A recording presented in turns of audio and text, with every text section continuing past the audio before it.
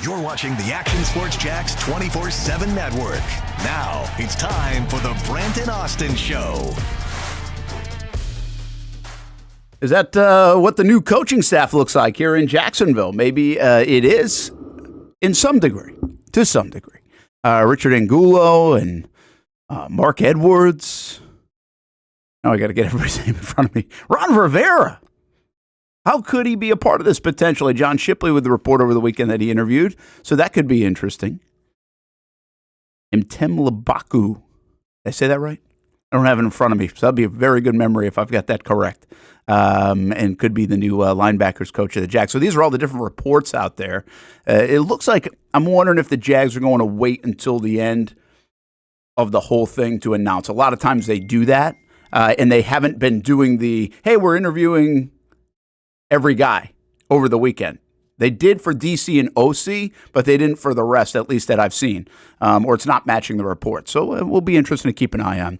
Part of the weekend with the coaching staff starting to come into form a little bit for Liam Coen, and you would expect that to happen pretty soon. Brent Martineau, along with Austen Lane and Jason Hamby here on a Monday. And holy cow, what a weekend, right? I mean, we've got Super Bowl 59 week here, on Fox 30, and all the festivities, the Eagles and the Chiefs, they've arrived in New Orleans. It's kind of weird not to be at the Super Bowl. We're not going this year. We really haven't been in a couple of years now since Arizona, and really I think only one in the last 5 since Miami it was in 2020, right before the pandemic. So used to go like every single year. I've got a lot of memories coming up on my Facebook about where we've been.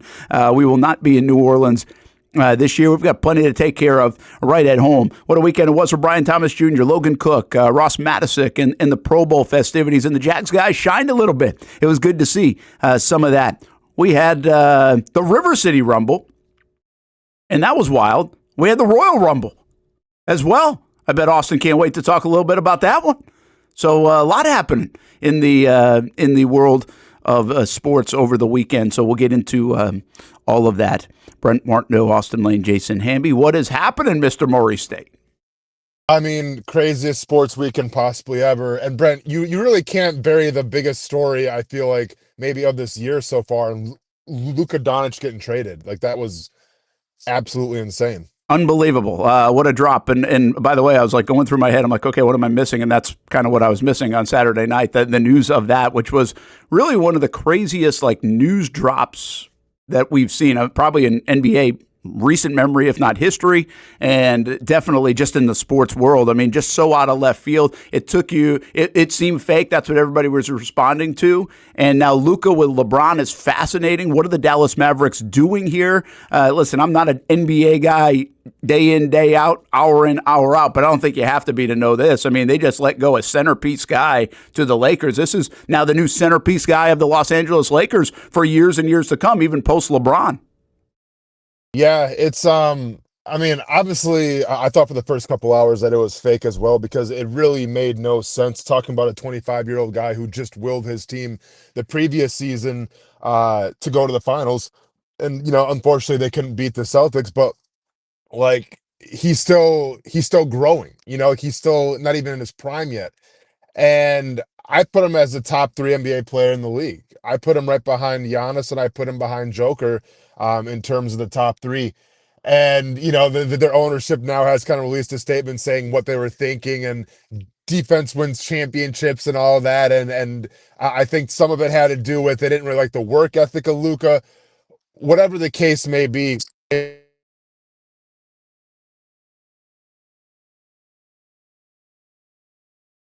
All right, there we go. This dude can battle heavyweights, but battling that iPhone, man, it's always been a tricky thing. We can't hear you, so you just hit the mute or something, so you have to hop out. Those big mitts, you know, in a small space in that vehicle. It's not the way to go. I mean, just an amazing story coming out of the NBA, though, and we'll continue to talk a little bit more about it and how it reshapes kind of what the NBA is all about. You know, bloopers, here we go on a Monday. You know what else is pretty wild, too? You know, I was thinking about us, all the stuff going on. We were all over the place this week. I mean, we're college baseball, softball. Obviously, we live in that world, and that started up in Division II. I went to JU yesterday.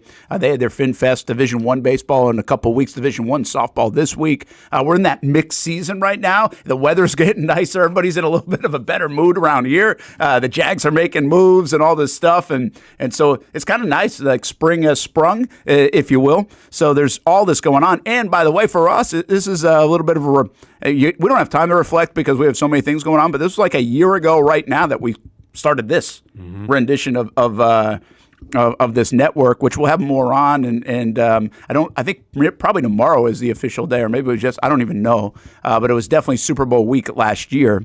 And the network part didn't launch until a little bit later in February. But man, a lot happening in our own world. And man, where we are today compared to a year ago on this network.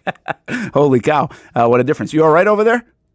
Yeah, we're all good, man. That's what happens when you try to balance the phone on the steering wheel. It's not always going to work, but hey, do what you got to do, man. Yeah, listen, I've been there.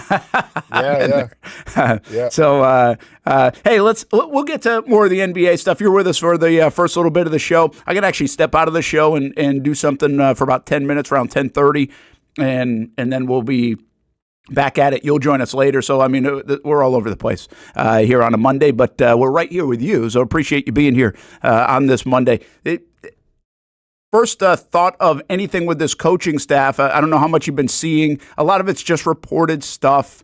And they've interviewed like a million guys. I just wonder if you have any thoughts on it. I think the eye-catching one might be Ron Rivera. John Shipley from SI reported that they did an interview. Now, there's nothing specific about what the interview would be for. Like, I wonder if it's a senior analyst, a senior advisor, an assistant head coach. Like, it could be a bunch of different things. And also, it's kind of ironic because somebody said on social media Saturday, it's like, I just passed Ron Rivera in the airport. Is there any chance that he could? Well, I guess there was some truth to that if Shipley's report is correct. The Jags, once again, aren't confirming a lot of this stuff that's flying around right now, but Rappaport's reporting a couple of guys are in. Pelissero with the new D-line coach from the Buffalo Bills late last night, Matt Edwards. What are your impressions, especially when it comes to a potential Ron Rivera part of this organization? I mean, I think Ron Rivera makes a lot of sense simply because you have an extremely young coaching staff right now. It seems like, spearheaded by Liam Coen. Your defensive coordinator is a first-time defensive coordinator. Have they announced the offensive coordinator yet? No. Not like it really matters, but no. Yeah, okay. But it looks like Nate Shieldhouse, by the way, is the guy that I think Aaron Wilson, either Friday or Saturday night, said it's leaning toward him. Now, is that going to be the case? Honestly, I don't know. The Jags haven't said that. Yeah, so anytime you bring in a new regime that kind of seems to be more on the young side, maybe a little inexperienced in terms of running an organization, being the head coach and everything, being a coordinator. Yeah, I think it helps to have some of those seasoned old veterans kind of come in, whether it's some sort of senior executive, whatever you want to call it. But I think the more quality guys you can get in your building that have experience, that know how to build a culture, that have respect around NFL circles, I think the better for you if you're Liam Coen. Yeah, we said this last week at some point. I like the idea of some of these names that you've got to like hit the Wikipedia and do some research beyond Wikipedia too, and just be like, okay, where'd this guy come from? Who is this guy? I actually find that refreshing. I think that's kind of nice. I mean, not to say that it's, you can get excited about if you're in the Raiders and paying Chip Kelly $6 million too this weekend, and he's got a track record and a resume and you kind of know what you're getting. Like, that's cool too. Like, I'm okay with that. I get it. But this is such a league of recycled guys that when you kind of see the new names, the fresh blood, like where did these guys come from? High school and then college ranks and not always the biggest colleges. These guys are all from Alabama and LSU. I don't know if that's a good thing or a bad thing. I'm just refreshed by the new blood, Austin. Like, I like that maybe we're finding and unearthing some of these guys that deserve these promotions, if you will, and could be future stars in the NFL. I do think there's a big risk factor to that as well, because it's hard to get all of these correct, right? And you've got to get the big ones right. It's one thing if your defensive line coach or your linebackers coach maybe wasn't like the A+ hire, but your DC better be your A+ hire, right? I mean, he can't be the F hire. And you want to get them all right, but what's the reality that you're all going to be like, oh, this is a home run, home run, home run, home run. You'll probably hit some singles along the way, and that's okay too. Yeah, without a doubt. I mean, the way the game is going is that you're always trying to find the next big thing. You're always trying to think outside the box a little bit. So, like, am I a little leery? Like, okay, you see, there's a lot of inexperience in terms of coordinators and the head coach. I mean, possibly a little bit, but once again, I mean, it all depends on who you're surrounding yourself with, right? So if Ron Rivera is in that building and you have questions and you have things you want to bring up to him, like that's the guy you want in your building, right? Like that's the name I'll closely be watching, just because if you're able to get him, he's done it before. He's been to a Super Bowl before. He knows how to rebuild organizations. Like I'm all for going with the fresh blood, and that's great and everything. But at the same time, you got to have people in your building that you can bounce things off of. And I think Ron Rivera will be one of those guys that you can do that. Yeah, I really like the idea of Rivera. You actually, if you go way back to, was it Peterson or was it Urban cycle when we were doing the show? You liked the idea of Ron Rivera, I think, before he got to Washington. Yeah, I think that was the Urban Meyer cycle. I think it was too. Yeah, I wanted Ron Rivera, but I was also excited for Urban Meyer though, so I'm not going to say like, oh, I wasn't. I mean, I think we're all kind of intrigued by Urban Meyer, but I figured coming off of the previous season where it seemed like you needed a dynamic paradigm shift in terms of culture, I felt like Ron Rivera could offer that to you. Yeah, I was gonna. Just he's a good dude, right? I mean, by all accounts, good man, and like a really good coach. Like you kind of talk about, what you're getting, right? Like he's delivered. Like I would argue back then when we were having this discussion, it's like, okay, he had a couple of really good years and then everything else was pretty mediocre, but you kind of knew he was going to get a lot out of the teams. Like I don't really think outside of Cam Newton, where he did have Cam playing really well, and he had guys like Kuechly, but I don't think he had like best teams in the league. I mean, these weren't rosters that were just littered with star players like the Eagles and San Francisco or something like that. So I think he got a lot out of those teams. But I think for this instance, if he is involved in some way, shape, or form, he's not like old analyst guy. Like sometimes you'll bring in the guy that's like really long in the tooth, and that's okay too. That's fine. But this guy's not like super old. Ron Rivera was just in it, and I think he could really help a staff. One, because he's a good dude.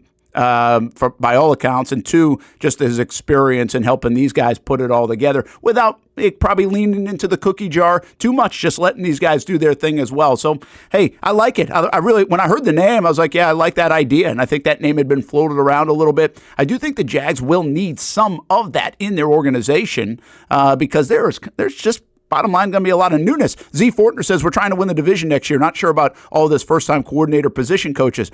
Hey, listen, I think that's a fair assessment. Like this is going to be different, and I don't know if it's going to be right, Austin. And we're not going to know probably for a couple months into the season if some of these moves are right or not, because we're buyer beware on everything that happens in Jacksonville right now. Yeah, we're definitely buyer beware. Yeah, I mean, listen, I wish I had the foresight to say this is going to be okay or it's going to be a dumpster fire because these guys are so inexperienced. I have no idea. But what I do know is I think if you look at this locker room right now, there is some room for upgrades. And when I say upgrades, I don't mean obviously talent on the field, sure, as well, but I mean leaders. And it's crazy because we asked for that last year and we thought we were going to get that with guys like Eric Armstead, guys like Gabe Davis, guys like Darnell Savage, guys like Ronald Darby. These guys, some of these guys have been captains on their former respective teams. That okay, cool. The coach is all taken care of because you got guys that can come in and kind of know how to do it the right way. The issue is that maybe they are quality guys and maybe they do know how to do things the right way, but it wasn't reflecting on the field. And that's the most important part.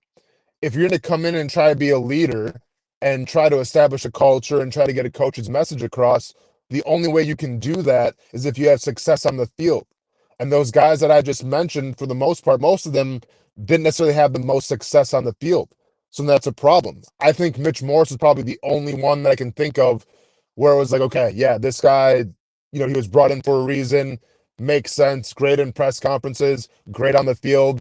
That was a pretty good free agent signing. The other guys I'm not so sure of. So that's what I'm looking for right now, especially with such a young coaching staff where it's like, all right, if you have a bunch of first-time guys that are kind of new to this whole thing, you need a bunch of seasoned veterans that know how to do things the right way, number one, but number two, can back it up on the field as well. How much of this is an attitude adjustment, just only, and how much of that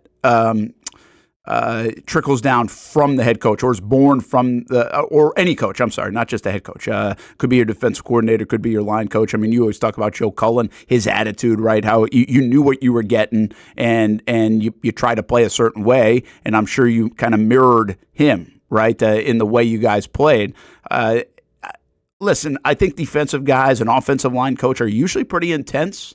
I'm not going to sit here and say, like, this was country club under Ryan Nielsen. Like, I don't think so. I think they're pretty intense guys, but it looks like the Campanelis of the world and these guys they're bringing in, like, maybe even a little bit notch up. Like, they feel like a bunch of offensive line coaches. There's a lot of yelling and screaming, going to be some loud practices and things like that. Maybe get a little Joe Cullen. How much of what you just said, what these guys potentially could be, is just a little tick up in the attitude department that can maybe get you to play a certain style of ball? Yeah, I mean, attitude is something, obviously. Being tenacious, yeah, sure. But also it's getting the message across that the head coaches and coordinators are giving you. And listen, we can have an entire show just dedicated towards why was the message getting across, why were they so lost in press conferences? Why was there so much disconnect? Like, we can break that down all day if we want. What it comes down to, though, is, once again, I think, yes, you have to up the tenacity, you have to up the intensity, and you have to have pride for that jersey, for that helmet. But also, you need, when you have a first-year coach, especially an offensive-minded coach, who maybe in terms of culture building isn't the most experienced, it's the Andy Reid effect. You need to get guys then that know how to do things the right way. Let Andy Reid do the X's and O's part, because there's nobody better, and trust that, hey, Andy Reid's going to call the plays. Andy Reid's going to prepare us. It's our job to try to bring that intensity in the locker room, because I've said it many times on this show before. Like, Andy Reid, best coach I ever played for. Best coach right now in the NFL. But it's not like he's like this rah type that's going to like try to inspire people. He doesn't necessarily have like the best pre-game speeches per se, but why players love playing for him is, number one, he's genuine, but number two, he puts players in spots to be successful, and the resume speaks for itself. So when you have a guy that necessarily maybe isn't the biggest motivator or going to give those Oscar-worthy pre-game speeches, well, then that's when it comes on the players to help boost that motivation. Yeah, it's absolutely true. So here's the update. Hamby put this list together, by the way. Ron Rivera interview, according to John Shipley with SI. Grant Udinsky, which one was that for? Is that he's the OC interview, right? But then there's a lot of talk from Wilson that Shieldhouse is kind of the favorite there. But by the way, Udinsky's 28 years old. 28 years old. It's crazy, man. I kind of dig it, though. Richard Angulo, tight end, he's staying. That's according to Rappaport, so that looks pretty official. That means you get two guys that are staying in Heath Farwell as well. Tem Lukabu, I think it's probably Lukabu, Tem Lukabu, linebacker coach. He's worked his way up. Matt Edwards, defensive line coach, according to Pelissero, is the guy. So the defensive staff starting to be put together from Anthony Campanile, who also already had been hired and announced by the Jags with defensive coordinators. So that's kind of a little bit of a run right now, and you're waiting on the OC, and then that OC, and it will probably help Liam Coen get the line and the receivers coach and the running backs coach and everything else. So it's starting to take shape. And, of course, once this process is done, the Jags probably in a couple of weeks put together this GM search, and the rest of the front office takes shape too.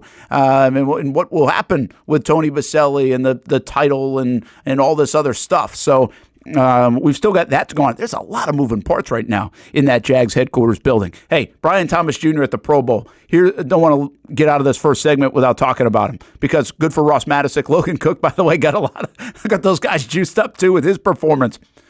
But I couldn't help but watch a little bit of that. And just, it's a reminder. We know he had a good year. We think he's a good player. But how many times, well, I'll tell you, none, from a skill position standpoint, since I've been here, 17 years coming up in March, have we been able to look at a guy and say, that dude's among the best in the league? Like, legitimately, and he looks like he's among the best of the league. Even in flag football, even wearing the shades, like his presence, the catch that he makes in that game. Yes, I don't know if you saw it, Austin, or not, because that's one of those things that sometimes you watch, sometimes you don't. But, I mean, he looks like he belongs with Jamar Chase and Justin Jefferson and those kind of guys. I mean, outside of Maurice Jones-Drew, and I thought Blackman was heading here, but Jalen Ramsey certainly was there. We just haven't had a lot of those guys. And we've had Calais and Josh Hines-Allen, the bigger guys position. But from a skill position type of standpoint, to see Brian Thomas Jr., he just looks the part of a star, man. The way he holds himself out there with the rest of the league, the way he continues to shine here this rookie season. It's really kind of neat that they have one of those guys, because we really haven't had one of those guys around here, especially at the wideout position, since Jimmy Smith. No, I mean, it's very exciting. Crazy saying Drake May throwing footballs. I didn't even know Drake May was in the Pro Bowl. Congratulations. Late ad, by the way. Late ad. Oh, yeah, absolutely. But no, it was, listen, the dude showed out as he should. I think it's pretty cool now. You have a wide receiver you can be excited about. And once again, you can maybe put him in the realm, hopefully, of a Justin Jefferson, of a Tyreek Hill, just an elite wide receiver. To like what you just said, it's something that Jacksonville hasn't really had a lot. Like, we had the years with, Allen Hurns and Allen Robinson, and like that was exciting, but like that was like short-lived, it felt like. That was a very closed window. If you do get a little bit of that Justin Jefferson effect, like that can last you 5, 6, 7 years of just nonstop plays, nonstop excitement, nonstop end zone celebration. So yeah, I think we're starting to see now. We saw it in the Pro Bowl a little bit. We obviously saw it last season, and the sky's the limit for Brian Thomas Jr. Hey, Hamby, you were there for some. By the way, if you want the Pro Bowl to go away, Hamby, I don't know what the hell you're doing there. The whole place was filled up. Like, people complain about the Pro Bowl. Well, they ain't gonna ever get rid of it if everybody keeps showing up in Orlando. That was a good crowd, Hamby. It wasn't bad, but it was okay. It was fun, I guess. I mean, listen, like you said, is it watchable? I thought it was watchable. Like, I didn't mind it. It was background noise to me. I wasn't locked into it, but like it was fine. These guys are having fun. I mean, they keep it moving from a broadcast standpoint.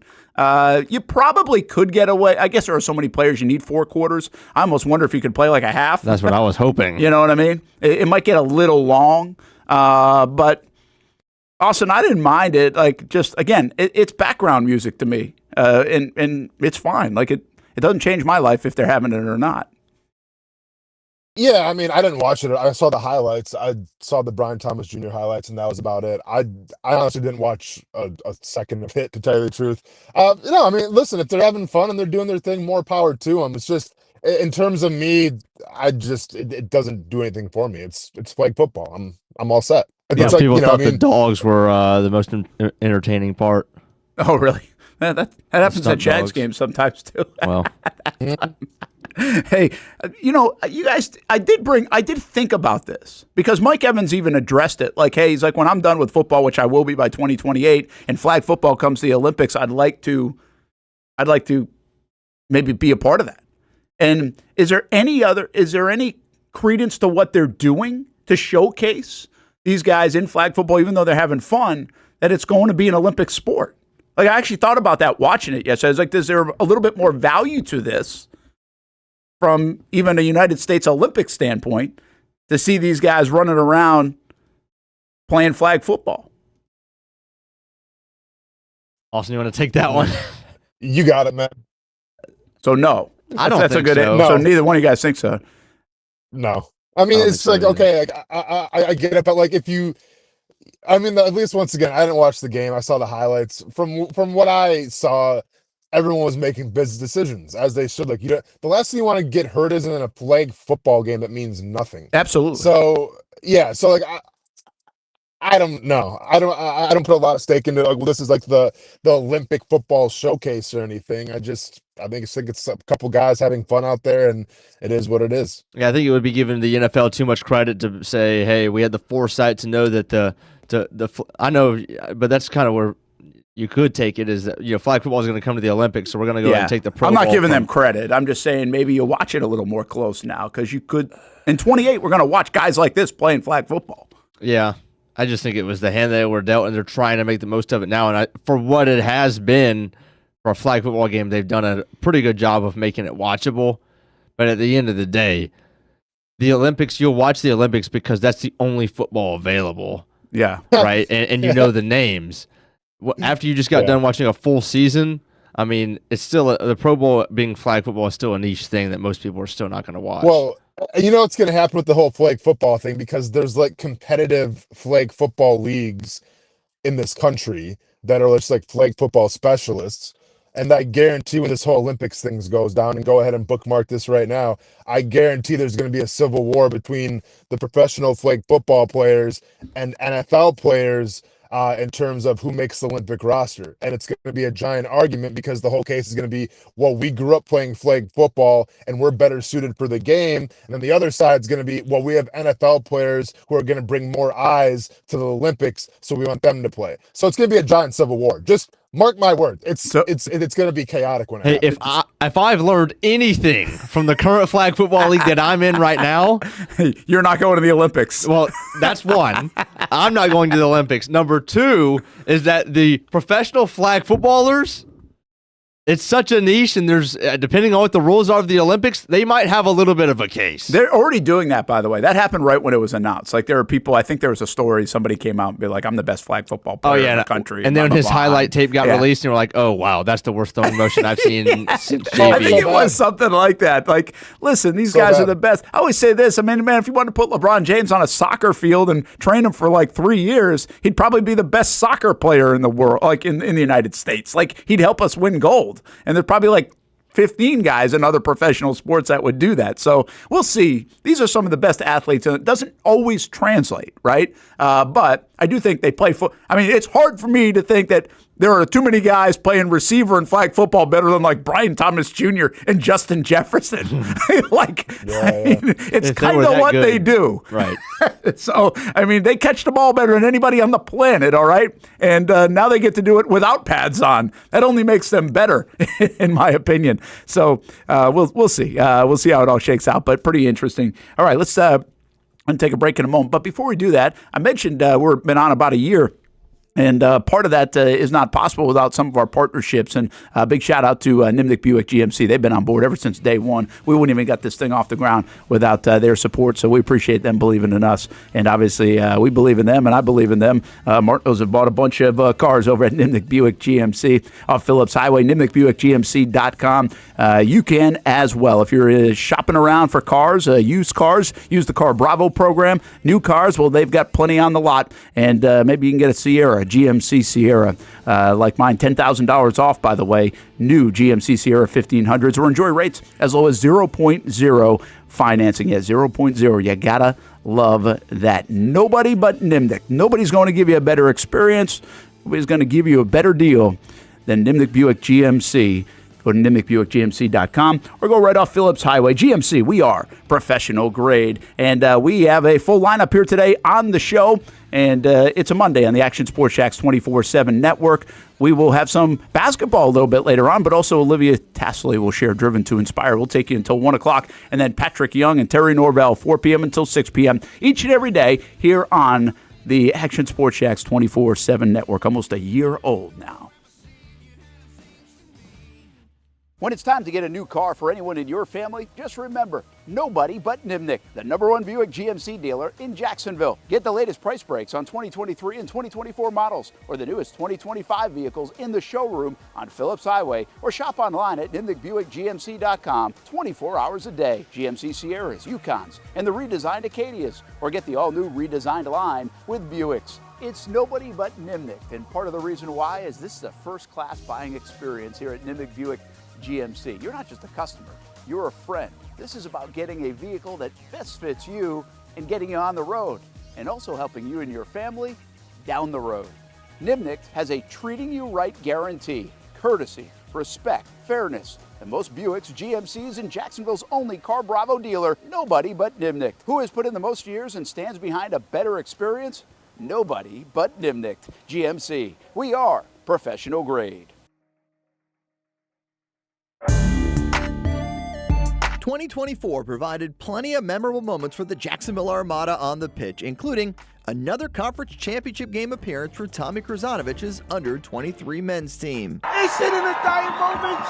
Debuting this year for the first time, the girls in blue as the Armada fielded a women's under-23 side in the WPSL and made its presence known with some highlight moments. Potential goal of the season. Then attention turned to the future, with MLS Next teams representing the Armada badge in 3 age divisions this fall, including an under-19 squad ranking among the best in the state. Those teams are a big focus on Fleet and Footy, covering the big soccer stories each week on the Action Sports Jax 24/7 network. I'll put one in the back of the net for you. Join us for player profiles, fun interviews, and the very latest on the Fleet and all things footy. That's every Thursday at 2 p.m.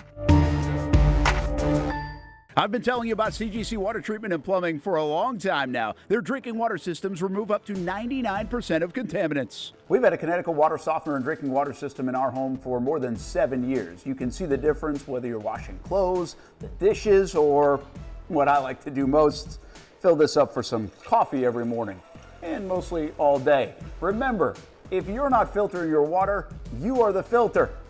Don't be the filter. Right now, save $1,000 or more when you bundle a Connecticut Premier Softener with a Connecticut K5 drinking water system.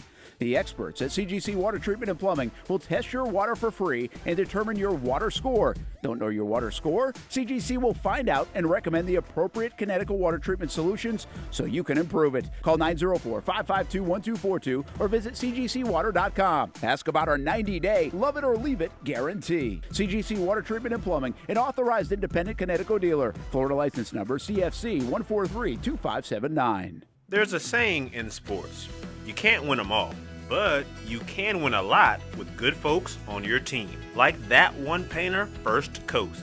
It's tough to beat the sun in Florida, so your home fades. It's tough to beat that HOA when they come calling. Beat the sun, beat the HOA with that one painter, First Coast. And it's a good time to do it.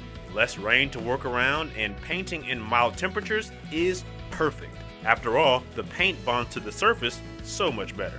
Give that one painter First Coast a call at 904-417-3557 or look them up at first-coast.thatonepainter.com.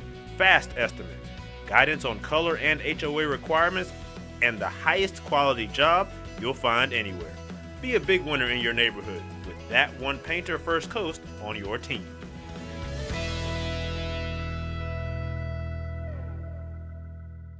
When it comes to trucks, I know exactly what I want.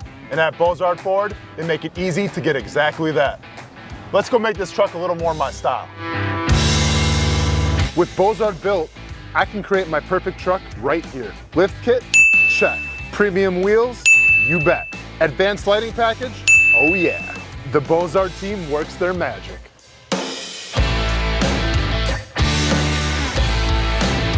From bumper to tailgate, I'm making this truck mine. It's everything that I wanted and more. From the field to the gym to weekend adventures. This truck's built for my journey. Bozard Built. Customized for your lifestyle, built to exceed your expectations. Check out the inventory and available options at bozardbuilt.com. Unleash your dream ride. Customized, covered, and Bozard approved. Welcome back to the Brent and Austin Show, streaming on the Action Sports Jax 24/7 network.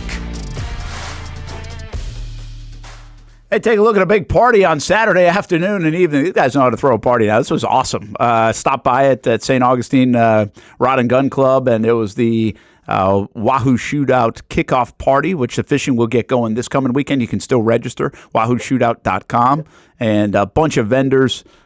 We had Paul Dozier in, of course, talking about this last week on Thursday, so you can go back to our YouTube channel, Thursday Show, and see that about an hour into the show if you need any information. But the biggest one in the world, and they've had some unbelievable fishing the last couple of years, so we'll keep an eye on it. You pick 2 days to fish out of the next 43 days, so a unique event in that respect. But it was a heck of a time. Had a good band over there, plenty of food, and captain's meetings and all the rest. So if you're in the fishing world, you know all about it. The Wahoo Shootout coming up this week for the 2025 edition. Brent Martineau along with Austen Lane and Jason Hamby. Austin's going to hang out with us for a little bit more. I'm going to actually check out for a couple minutes here during this segment. We got a lot of moving parts here today, but that's okay as Austin's got fight camp. Are we ever going to announce this thing? Like, I mean, is the ink dry here? I mean, are you training for nothing? What's the deal?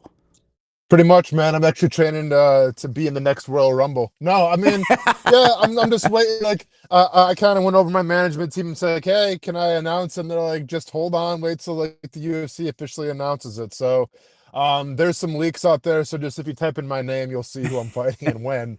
But to follow the rules, I guess. You know, I don't want to piss Dana White off or anything. I'm just gonna wait till they officially announce it. So, all right, that's fair enough. That's okay. We'll wait patiently and see. Yeah. We don't want to do anything we shouldn't do here on this just yet. But obviously, you're down in fight camp. I feel like they're gonna do it like in like this week for like Super Bowl thing to kind of like get like a football. Whatever. Yeah. That makes sense. Like, go ahead and pump that up. I guess I don't know, man. But would there be anybody on this card that they could promote like during Radio Row and other things? Good question. So it's not like a pay-per-view card, so I don't probably not. But okay. I mean, there are some some household names, like nobody like when we were there, like with the Jorge Masvidal, Kamaru Usman, anything like that. When we were in, that was Miami, right? Or was that was Miami? Yeah. That was Miami. Yeah.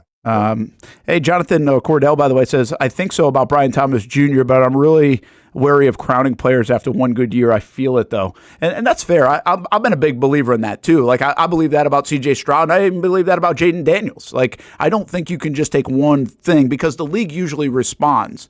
I think it's a great start, though, right? I mean, the floor of where this thing starts for Brian Thomas Jr., and now there will be all sorts of expectations levied on him, like the Justin Jefferson kind of expectations or Jamar Chase. Yeah. And I don't know if that's it. Like, but here's the deal. Here's what I know, Austin. Like, they don't need him to be Justin Jefferson, Jamar Chase for them to win and Trevor Lawrence to be successful and this offense to be good. Like, that would be, my mind's not even going there, quite frankly. What it feels like is they've got themselves a number one wide receiver, and they nailed the draft pick is what it really feels like. And now a lot of things still have to go right. You got to get this offense. You got to get on the same page. You got to keep healthy. You got to do it again. Like that goes with the territory for everybody. But even the great players have to do that. You don't get great until you do that for a few years in a row, and you prove that you can do that for a few years in a row. So I'm cool with the hesitation on it. That's fine. I think we should all be cautious on crowning anybody. But the bottom line is this dude really looks the part. That's what I took away from the weekend. I think that's what Jonathan's trying to say too. It's like he really does fit what looks to be a star mode. And it's wild to me because the personality doesn't necessarily fit that. It's the play that does that. Sometimes it's the personality that does that. It's like, wow, this guy's going to be a star. Like this, you feel him, right? Look the way he interacts. Like, look at the energy. No, you don't even get that from Brian Thomas Jr., really. You really just see on the field. It's everything on the field that kind of showcases all the things you're looking for. No, without a doubt. I think he plays a position, too, where, it's okay to be excited about. Because I'm trying to think of, like, the last time that a rookie wide receiver came out, did his thing, and then was kind of a disappointment for the next couple of years. Yeah, I can't really – I mean, and then once again, take injuries off the table. I mean, just, like, lack of performance. And I'm sure there's some guys out there, it's just no one's really coming to mind, right? Because you kind of have an idea, like, for instance, take John Ross, for example. Take Darius Hayward-Bay, for example. These guys were first-round picks, had all the speed in the world, had a lot of hype. Rookie years come out and really do nothing, and then that just kind of snowballed to, okay, these guys maybe aren't who they thought they were. But, like, we saw it with, like, Odell Beckham Jr. kind of right away. You've seen it with Justin Jefferson right away. I can't remember how the whole Tyreek Hill thing went down his rookie year. He kind of maybe came out of nowhere, but I don't recall a time where there was like a big time receiver that was a rookie that had a fantastic rookie campaign and then just kind of fell by the wayside the next couple years. Yeah, I think you're right. Hey, I'm going to hand off to you and Hamby here. Take it wherever you want to go. We've got some sound, or if you want to go the Luka trade with the Lakers, I just got to jump on this thing real fast. I'll be back with everybody, and then you're out in a couple minutes, so we'll make sure you get out on time as well, Austin. Okay. So take it away, wherever you want to go. I don't know if you want to go the Luka thing, which is pretty fascinating. I know you're not going to be here the whole show. And then we're going to get some sound from Baker Mayfield and all these other, and Evans on Coen and even the guys that we caught up to at the Pro Bowl this weekend. All right, yeah. Austin, let's go to the Luka trade. All right. Let's do it, man. First hour, talk about NBA basketball on the show. We got to. Precedent. Let's go. Yeah, because even me, who hasn't watched a minute of NBA basketball this year, I saw the trade and I was like, wait a minute, like, that doesn't make any sense to me. So, and I'm trying to re-whack my brain. I'm like, my first thought was like, didn't the Mavericks just go to the finals with Luka? Like, didn't he just carry them? And they're trading him? Is there any possible thing other than like real off the court issues that could be justified to trade a guy like that? So, I mean, and listen, like, there's nothing in stone yet, Hamby. You know, right now, obviously, especially with the NBA, it's all speculation.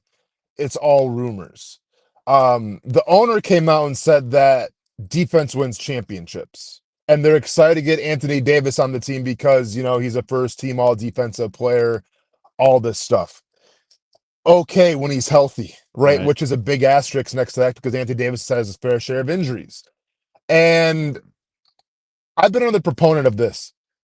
Everybody wants to be the Boston Celtics, right? Everybody wants to have a complete team that can play defense, that can score, that has 5 bona fide starters. Everybody wants to be that. Mm-hmm. You can't. And like it or not, the game, I think, is still won and lost with your dogs, right? And by dogs, I mean NBA superstars. And Luka's a top 3. Like this to me would be like if the Ravens traded Lamar Jackson away. Like that's how big of a deal this is. Like there's a reason why Luka's been the number 1 trending topic now the past couple of days because it took the NBA by a whirlwind. Everyone was talking about, oh, Jimmy Butler. Where's Jimmy Butler going to go? I thought Jimmy Butler was going to be the biggest deal. Like, and there was rumors that he was going to go to the Milwaukee Bucks, and that's why I asked, Coach Driscoll a couple of days ago about Jimmy Butler. Nobody saw this whole Luka thing coming. And now what you have is you have a situation where you put him in LA where, you know, LeBron's on the back 9 of his career. He's going to take over the mantle and be an LA Laker. And I'm really curious to see like how that's going to go as well, because the Lakers have kind of always been like the New York Yankees in terms of basketball. People love to hate the Lakers. With this whole Luka thing now, I wonder if he garners more of the casual NBA fan to become a Lakers fan now. Because a lot of people felt like Luka was done dirty.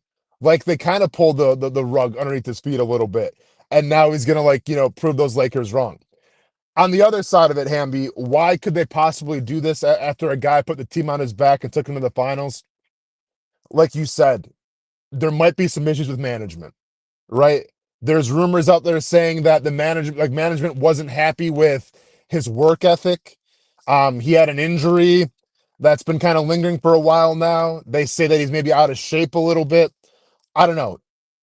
Take that for at its word.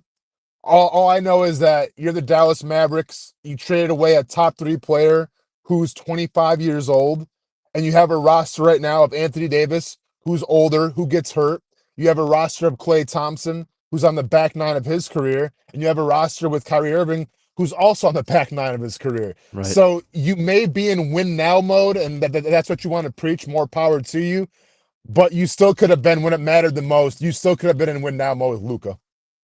Yeah, that just like to get older when you're coming off of a championship run and you're middle of the pack in the West. Like where's Anthony Davis at right now? I know he's like always been a top 5 player. Is he still a top 5 player when he's healthy?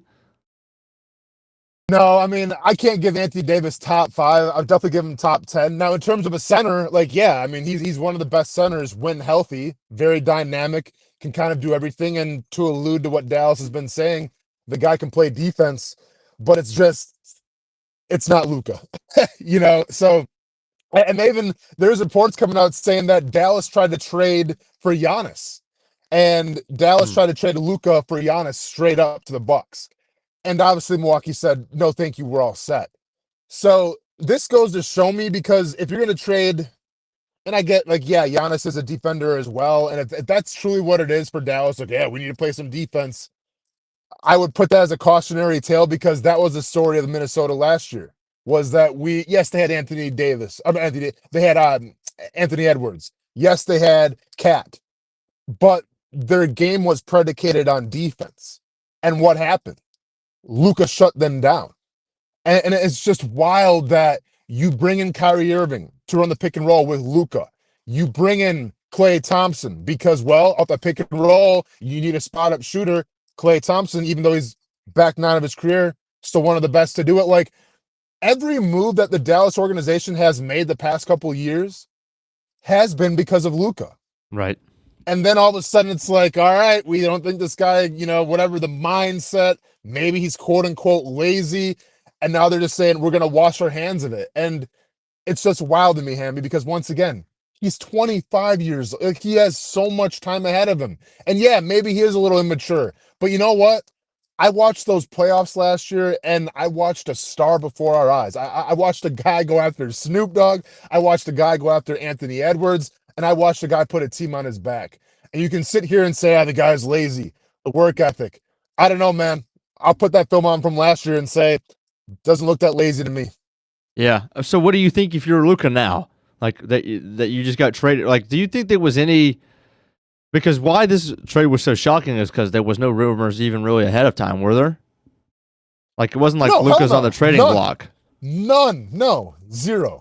So what the heck am I supposed to think if I'm Luka, if I just took a team to the championship, came up a little bit short, and 6 months later I'm gone? Yeah, I mean, if I'm Luka, obviously I'm a little disappointed, and once again, Hamby, it comes down to maybe they didn't want to give him a max deal. That's another rumor going around, like they didn't want to pay him as much money as he was going to command, which, once again, when he's 100% is a top 3 NBA player, so I'm not sure you can justify that. I think now, though, Luka's going to have some more pressure on him, because I think he had the benefit of playing in Dallas, where Dallas is it's a large market team. It's Texas, obviously, but they're behind the Cowboys, right? Like they're kind of secondary. You have to compete with the Rockets and the Spurs. Now Luka's going to the largest market in NBA, maybe next to Boston, and it's going to be all eyes on him at all times, and that's going to add more pressure to him. So maybe a guy who maybe cut some corners this season, maybe wasn't in the best shape. Well, it's about to be amplified even more now, playing in LA, playing with LeBron. So, to me, Hamby, it can go one of two ways. Luka can be pissed off. Luka can come back for for blood and revenge and become this phenomenal basketball player for the next decade. Or he can feel so betrayed and feel sorry for himself and just kind of go down this path of where, I'm Luka. I'm blessed with natural talent. I don't got to work hard, and we'll see what happens. So I hope that he works hard. I hope he takes it seriously, and I hope he shoves the Dallas Mavericks face in it, man, because once again, to kind of bring it back around to football, you see what happens when you let go of the face of your franchise. Talking to the New York Giants, you see what's capable of it. And now LA, they're kind of lacking a center, so I'm not sure like how LeBron and Luka and everyone's going to mesh, but I think what the Lakers have done now, Hamby, when LeBron's done, whether it's this year, next year, a couple years, they've at least established themselves now as a formidable team, I feel like, for the next 10 years. So what you're saying is Bronny James is not the heir to the throne who's going to take them to multiple championships? I didn't even think about that. Yeah, right now I'm sure LeBron's all pissed off, like, what about my son? He's supposed to come in and take the mantle. I think Bronny's averaging, 0.3 points a game right now or something like that? So how much do you think the general manager had to do with this? In terms of Dallas? No, as far as just general manager James. LeBron. Yeah, I mean, that's a great question. I'm going to be honest, Hamby. This move right here seems more like win now for Dallas than it does for LA. Really? Like, I don't think, like, 'cause keep in mind, man, like, yeah, Luka's a top 3 player. Okay. He still has to play with LeBron. Like, and we've seen in the past, like, when you just bring people in to play with LeBron, it doesn't always work like you think it's going to work out. Right. So I think in terms of win right now, I think if Anthony Davis can stay healthy, and that's a big caveat, yeah, I would say Dallas probably has the better team right now on paper. But once again, I feel like this move was made for the future, and I'm saying years and years to come for the Lakers. I don't think it was made this year for the Lakers to try to win a championship. I think it was made for, hey, LeBron, you know what? We appreciate you. Yeah, you're quote-unquote the GM, but we have to think with life after you. Right. And that's what that move, I think, proved with Luka. True. All right, well, there's your NBA talk for today. There we go, man. That felt good. All right, so been about a year in the making.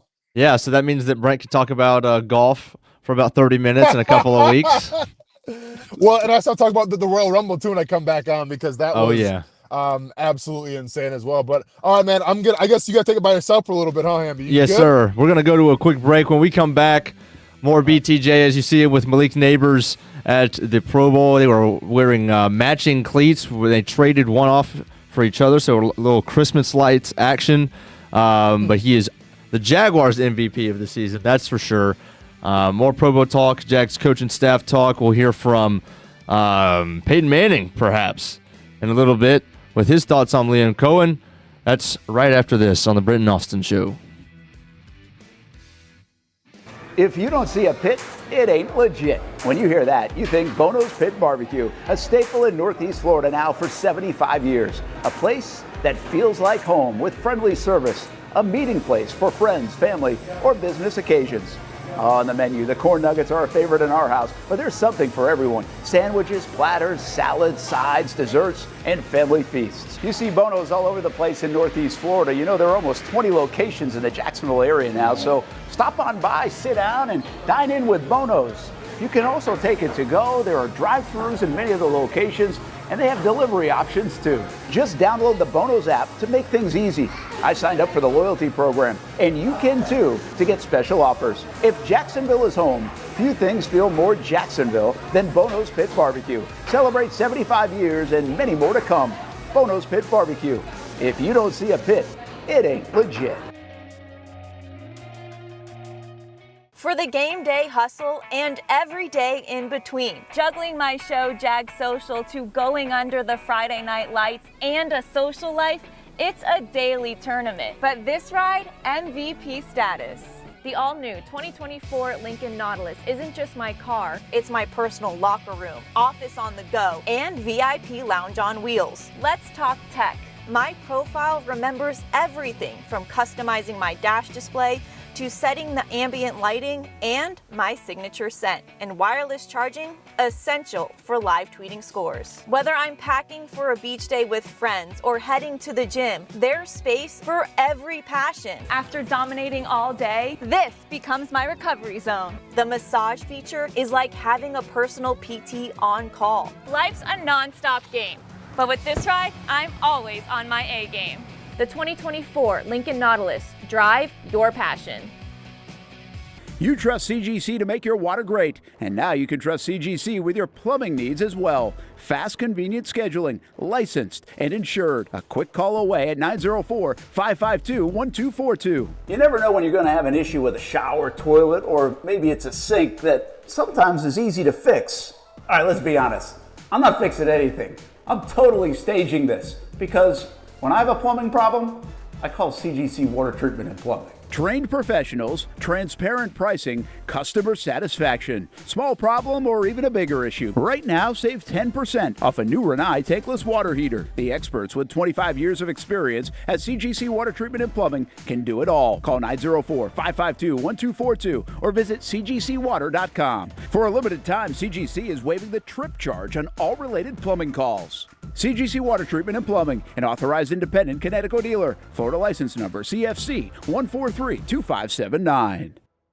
Here on Spring Sports Media Day on Action Sports Jack. It's an opportunity, an education beyond the classroom and the sports arena.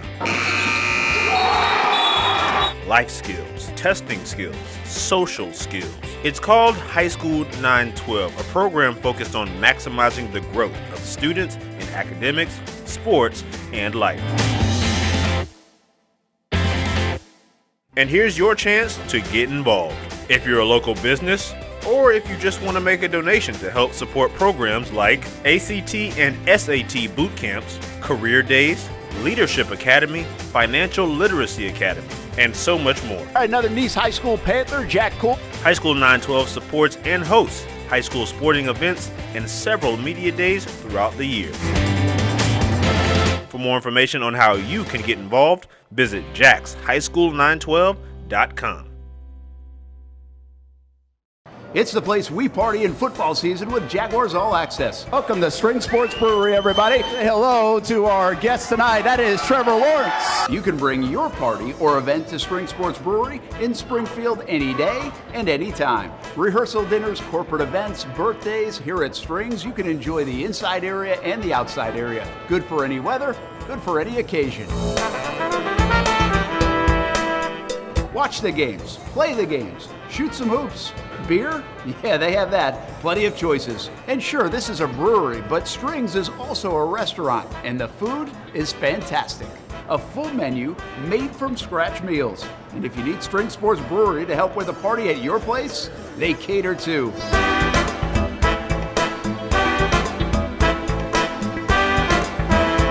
Family, beer, food, sports. Spring Sports Brewery in Springfield. Welcome back to the Brent and Austin Show, streaming on the Action Sports Jacks 24/7 network. Liam Coen making his way in last Thursday and now kind of locking himself in that building. I thought it was interesting on Thursday night. He said the family had already gone back to Tampa, and then he'll go back to Tampa probably like during the Super Bowl weekend. So it kind of gave you an idea that he was really trying to get this thing wrapped by the middle of the week in terms of his staff. And so he's getting real close. I think if you add, you got to do it soon, right? Sooner than later, you're running out of I don't know about time, but it seems like candidates and what they're doing, everybody's wondering where their lives are going. So he's trying to knock all this out. It's a fascinating process, and one maybe we'll learn a little bit more about. And I know we do this quite often around here, so you could easily ask, but I think it feels different because it's Coen, because he's a first-time guy, because the Bucs blocked some things. So you couldn't necessarily get all the pieces that you wanted. It has a little bit more of like an Urban Meyer build around it, because Urban, he said he wasn't going to raid Ohio State, and then he had been out of the game for a bit. So it's not like everybody had gotten fired or something like that, or he was coming from a place and he was getting elevated and he was just going to take everybody with him. That's not the way this thing transpired. So I find it fascinating, just the process of, okay, you lean on, I know this guy around the league. I've always put these guys on my list anyway, just in case. Like, there's certainly a part of that. You don't go to an interview as a head coach in the National Football League, and you don't get the interview, as Mike Mularkey told us, without also mentioning your staff. Like, if they don't ask you about your staff pretty early, then they're not asking the right questions. Well, this is an interesting. How did he answer that question? Because if he went into specifics, this thing's changed around a little bit because of the way it was handled. The Bucs obviously blocked some folks that he might have initially said, but maybe he meant more personality, right? More this is what these guys are about. This is what they preach. These are the schemes. This is what they believe in. And what I do think I like about this right now is it doesn't feel like he's bringing everybody that he knows. Right. It doesn't feel that way. He might have good relationships, but I really think this is leaning on other people that he knows well and saying, hey, what do you think? Like Matt LaFleur, right? Obviously, he knows Matt LaFleur coming from the McVay tree, leans on him. I think the linebacker coach, if he does end up getting the job, coached at Rhode Island, but coached at Rhode Island before Coen was there. So he's leaning on like Joe Traynor from Rhode Island in those days. Some of these guys are from the Northeast, and so he knows those football connections from playing at UMass, and probably Mark Whipple, who coached at UMass, and other guys like that. So I think we're seeing all walks of life here. Now, there's a danger to that when you don't bring in your buddies. It's better to know people when they have your back. The danger is they got to be loyal to you. Well, guess what? Why wouldn't you be? They're giving them an opportunity. Like what these guys are all getting from Liam Coen right now are an opportunity to elevate. They're not getting like same positions. Right. So the loyalty already is built in. So just I like it. There are definitely some things we could look back on and say, hey, this didn't work because, and I think we've already got a list. We've got inexperience. We've got, well, couldn't have got the top guys. Maybe they didn't want it because the Bucks blocked them. And then maybe there's a bunch of other reasons we end up bringing it up too, that it didn't work. But I will tell you here, I don't mind saying this, and you can mark the date, February 3rd, 2025, that I like it so far, even though I think there's unknown. I'm okay with saying that. I might eat those words later on, but I like this. I like this reset. I like this refresh. It does not feel stale. And I'm not telling you that all of Jacksonville has felt stale. Like, I know Jacksonville hasn't done well. I don't think we always feel stale in Jacksonville. I don't feel that way. But the NFL can feel stale. The NFL can just re-rack some other guys all the time. Especially if McCarthy gets another job immediately. Exactly. And listen, some of that works. I'm not saying it doesn't work. But let's take a look at, and nothing against these guys at all, but Shoddy and Bevel, who are, I think, getting looks around the league again. And they went down to Miami and then Dallas and other things after here. That's how the league works. Mm-hmm. That is really how the league works. They're probably good coaches, and it was Urban's fault and all this stuff, but the league works, and even when things crap the bed, you still go get another job somewhere and then work it back up. I mean, good and bad to that. I get it, because there's how many people do you trust? Do you like the guy that's done it before? But man, do I love the freshness of this. I really like it. So, hey, we'll see if it works. Like I said, can he get a couple home runs? Can he get a couple home runs? Can he get a couple doubles? Can he get, and some singles are okay too. And you know what? When you build a staff of however many people are on these dang staffs now, which are huge, which are like 20 plus, guess what? You're going to swing and miss too. But you just hope it's not at a critical spot. I always will go back. The one where I saw this crystal clear, and this feels like this. This feels like Gus and Dave. This is a new front office. It's a first-time head coach. There's a good chance it's going to be a first-time GM. This feels like Gus and Dave. Well, it took us about a year to figure out, and then maybe a little bit more. But I always say this, Gus made two huge mistakes. One was he's a defensive guy. You can't wait until year 3 to get the defense cooking. They thought they would go after the offensive side first and they'd figure out the defense, probably just coach up the defense. And at times they did. But to get good at defense, they took about year 3. And by that time, people had lost patience and everything else. And look what they built defensively. Todd Wash took over, or he was already the defensive coordinator, but it was like Gus's defense and Todd Wash's defense. And for like a 4 out of 5 year stretch, they were in the top 10, sometimes top 5. Right. So he built it, but it took a little bit. The other big mistake, and the biggest of mistakes, was hiring Jed Fish. And I know career has worked out pretty well for Jed Fish, but at the time, it wasn't the right move. It didn't mix well with Blake Bortles, and it didn't mix well with his team. Like, it just wasn't a good fit. And a year and a half into it, they're firing him, and then that started this whole process of, we got to find another one. Wait a minute, who are you going to get? Because everybody thinks Gus is going to be a lame duck, and then you interim guy, and then you're Greg Olson, and then you Nathaniel Hackett. Finally Nathaniel Hackett. Then they keep, that worked out a little bit. But it never really got figured out for Bortles, who's a young quarterback trying to find his way and has all this inconsistency. So, man, there are some big-time hires here. The OC hire, to me, is not nearly as big as what just transpired with the DC hire, because he can cover some of that up. I'm not telling you it's not important. Infrastructure around Trevor Lawrence is massively important. Right.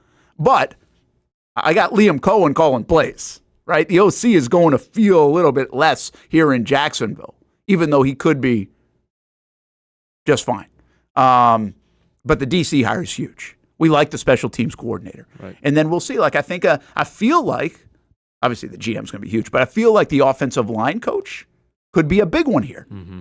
And we'll see. But I think offensive line could be big. And I don't even know what makes a good offensive line coach. I think Phil Rauscher did a hell of a job at times. And then there are other times like, wait a minute, why isn't this working out better? Why haven't they fixed this? Is that a Rauscher problem? Was that a talent problem? Was that a whatever problem? But anyway, the way this thing takes shape, I think is pretty fascinating. But I love the unknown, Hamby, and I'm not going to be afraid to admit it here in February. I might hate myself for saying it in a few years. We'll see. Yeah, I mean, I think most of the desires for us to go get an offensive coordinator that's really specializes in O-line, and what that is an O-line coach, simply because, we know that Liam Coen, transforming the Bucs O-line, but at the same time, he's a quarterback guy. And he's a quarterback and getting the ball to weapons kind of offensive mind. So we think that you could almost if you pair him with a O-line guru who becomes your OC, that's really the fastest way to the top. That's the fastest way to repair the offensive line, improve it, and it would just make his job easier, right? For him to get Trevor going, to get the ball to weapons is for that, because obviously Shieldhouse is not that guy. Udinski, those are all quarterback kind of guys, weapons guys, former quarterbacks and receivers. But that's probably, if I had to guess, what Coen was shooting for, was trying to go get Carberry from the Bucs. That was blocked. But so I feel like maybe he's kind of. I wish the one thing I wish that we'll never be privy to the information is really what these guys' rankings are in their heads. Like what would Cohen's options be in their list? You just don't, and they'll never give that up. You'll never give it up, and no matter who they hire, for good reason. Yeah, no matter who they hire, they'll tell you that it was their number one option because they have to. I was probably number 15 when I got hired here. Okay, but I was number one in their hearts at the end of the day. There we go. You're trying to That's the way it works. Still prove it to them. That's what you wear 15. You guys can't see it, but on the back of Brent's shirt right now is actually the number 14 for how many times he was passed up initially. But nonetheless, I think it'll just be interesting to see where he thinks the need is, right? Because that'll determine where he goes OC wise, is where he thinks that person can be the biggest help to him. Yeah, I think so too. Hey, we got some big news out of the NFL, by the way. Myles Garrett requesting a trade. Oh, do you see that? I did not. That's out there now. He wrote this like a letter. I see this in Diana Rossini. I don't know if she was the first. Sounds like she might have been the first. And he gave it to her. It's a statement from Myles Garrett. As a kid dreaming of the NFL, all I focused on was the ultimate goal of winning a Super Bowl. That goal fuels me today more than ever. My love for the community of Northeast Ohio and this incredible fan base of the Browns has made this one of the toughest decisions of my life. These past 8 years have shaped me into the man I am today. While I have loved calling the city my home, my desire to win and compete in the biggest stages won't allow me to be complacent. The goal was never to go from Cleveland to Canton. It has always been to compete for and win a Super Bowl. With that in mind, I've requested to be traded from the Cleveland Browns. How about that? Wow, you're quick, man. Look at you.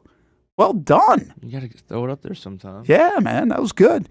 Very nicely done, by the way, Myles Garrett. Myles Garrett's a cool dude, I think, overall. Like, he came back from the whole helmet thing, and that was a crazy thing. I forgot about it. Yeah, I mean, he's really bounced back well, from all of that and recovered. Those aren't the easy things to recover from, and I really think you forget about it. You kind of do, and he's such a good player. Normally when you have this kind of topic and this comes in, first of all, we feel for you, the Cleveland Browns, because we've had that here in Jacksonville too, right? You've got a guy like Jalen Ramsey who didn't necessarily do it this way. This is a classy way, I think, kind of to do it, but you really feel for Browns fans. This is their best player. This guy's he's a Hall of Famer, and now he wants out. Still had 14 sacks last year. Yeah, and just as a perennial candidate for Defensive Player of the Year. The thing you ask, you're like, okay, well, could the Jags be an option? Usually when things like this pop, and I just don't feel it at all. Right? I mean, this doesn't seem like they spent a ton of money on Josh Hines-Allen, unless you were going to trade him or something like that for Myles Garrett and replace the dollars. But you're not trading Trayvon Walker for this guy. No. Right? I don't see a situation that makes much sense for the Jaguars to even make an attempt at him. I think what's really interesting to watch when these kind of things happen out is, okay, let's hope this dude goes to the NFC, right? Get out of the AFC and hopefully not the AFC South. I think that's the thing that you start to watch more than can he come to Jacksonville. This to me seems like a perfect thing for the Bills to go do, because Von Miller's on his way out. Cut your ties with Von Miller. Go get a slightly younger guy on the edge. That's a good call. Man, if the Bengals did it and paired him with Hendrickson, they probably feel like they're one player away, along with their new defensive coordinator, from getting their defense into the top 15, which is all they really need. I could see. are the Browns ever going to trade within the division? Probably not. And I don't know how much the Bengals have to offer, but it just seems like, those teams that always feel like they're one player away on defense are always the ones you got to look out for. That looks like the Bills and the Bengals, at least in the AFC. If the Chiefs get Myles Garrett, I quit the NFL.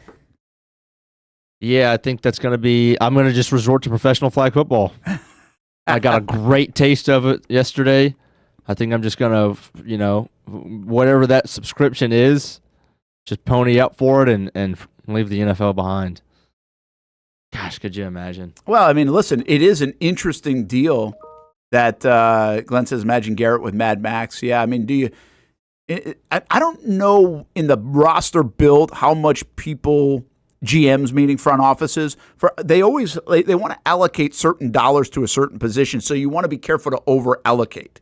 All right, there's a percentage that they play off, and what that is, I don't even know the pie chart, okay? But obviously, quarterback takes the cake.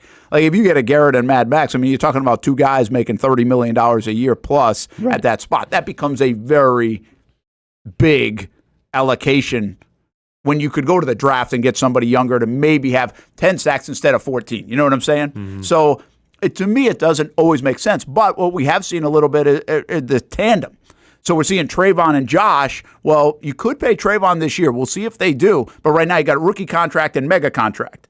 You're seeing Will Anderson and Donnell Hunter. Mm-hmm. You've got a big contract, rookie contract. Let's see, who else was up there there was another tandem when we did this. There was another two guys that were in the top. But this was, it was Minnesota. Minnesota, surprisingly, in here, right? With Van Ginkel. Yeah. And, it was Grenard. Yes, Jonathan Grenard from the Houston. Yeah. Again, that's a reasonable price, actually, when you're getting that kind of production. I think what their dollars are allocated to them. Maybe the Cowboys will get him. Pair him with Micah. Cowboys become an interest. Listen, there are a lot of teams that could make a lot of sense. I do think, though, when you're talking about like Max Crosby or others, where does it make sense? I think it actually makes sense in Kansas City to a degree because they've got an aging Chris Jones. He's still a dynamic player, but you could replace an aging Chris, and he's more interior, but they move him all over the place. Right. Or you could pair him with him for a year. Basically like Aaron Donald and Garrett. Right, together. So you could do something like that. And it'll be fascinating. He will change a team, though. He will make somebody's odds go like way up. If they do that. So let's do this. Do we want to see it? Yeah, what the heck? We'll keep it here. We should have some news coming out here in just a little bit. So keep it here for a couple minutes. I thought we'd have it by now, but we don't just yet. So we won't go to break is what I'm getting at. Hey, where do we have some sound to get to? Yeah, we got Peyton Manning. I thought this is what's cool about the Pro Bowl for us is we go down, we get Peyton Manning talking about Coen and BTJ. Got Baker Mayfield and Mike Evans, if you missed it over the weekend on Action Sports Jax Primetime. Olivia Tassley, Marcel Robinson went down there. They got a lot of different folks talking about the Jags coaches. So let's hear a little bit of that. Let's hear Manning on Coen. Then we'll get Baker and Micah on Coen, and then probably have some news coming up in just a bit. Here's Peyton Manning over the weekend on the new head coach of the Jags. Going from Baker, now he loses his guy, but Trevor Lawrence gains Liam Coen. Yeah. How do you think he's going to do with Trevor? Yeah, I don't know, Liam real well personally. We have this high school football camp called the Manning Passing Academy that every quarterback here was a counselor at. Russell Wilson was actually a camper, but Liam Coen was a camper at the camp. Obviously, we taught him how to be a coach, not really. We must not have done a good job on the quarterback development. But, look, he's done a heck of a job everywhere he's been. Kentucky, the Rams, that's a good system to be from with McVay, and done a good job with Baker. I know Baker speaks very highly of him, so happy for him having that opportunity. And, yeah, look, I'm a big Trevor Lawrence fan. I'm pulling for him. Trevor's, this will be his third head coach in just a short number of years, which that's tough for a quarterback. I'm a quarterback defender, so hopefully he and Liam can be together for a long time and establish a little continuity. But sure seems like a heck of a play caller. There's Peyton. We'll get some more stuff coming in just a little bit from those guys. And I thought Baker Mayfield and Mike Evans were good on Liam Coen as well. And let's see if we're going to get to 11:15. Okay, now I can push it out. All right, good. Tony Boselli has been named Executive Vice President of the Jacksonville Jaguars. So There is the news. You just heard it here probably first if you're listening in. And so we get the news that we were wondering about this whole time and we thought could take place, part of the front office for Tony Boselli. And they do name him Executive Vice President, so he will be a part of this organization going forward in a full-time capacity. He's been a part of this organization for a long time. Got some notes on this, and I want to get to a little bit of the press release as well, just so we're kind of watching this and seeing this all at the same time, trying to host the show and get all this information in. So bear with me a little bit. But here's the release part of this, okay? And I won't read you the whole thing, although I could if you want story time. Shad Khan announcing today that he's appointed Tony Boselli as Executive Vice President of Football Operations. So he does get the title, which I argued against if I'm being honest, for two big reasons. Nothing against Tony or Shad or anybody else. I just thought from a power structure standpoint, EVP is kind of loud. But we'll get to why this makes some sense because I think they explain the role better, and that's a good thing. So I'm okay with EVP as long as they explain the role and make it clear, and they've done this, that this is Liam Coen's building. And Tony just did that, just talked to him moments ago, and he did that as well. This is Liam Coen's building. The other reason, quite frankly, I don't want to put any negative juice on this, is I just said, well, you don't want to be in a position to fire him like you did have to with Tom Coughlin. Right. Now, you can move him around the organization if things don't go well or whatever, but I think the way they're identifying his role, I don't think they'll be kind of put in that corner because he won't be like the most powerful guy in the building. This is about alignment. It's about culture. This is about all these other things. So I just wanted to be I did argue against the actual EVP title, but I'm okay with it because of the rest of this. Tony will report to Shad Khan. That's become a very important part of this for people. It's less important for me. Like, Shad Khan owns the team. I mean, everybody reports to him.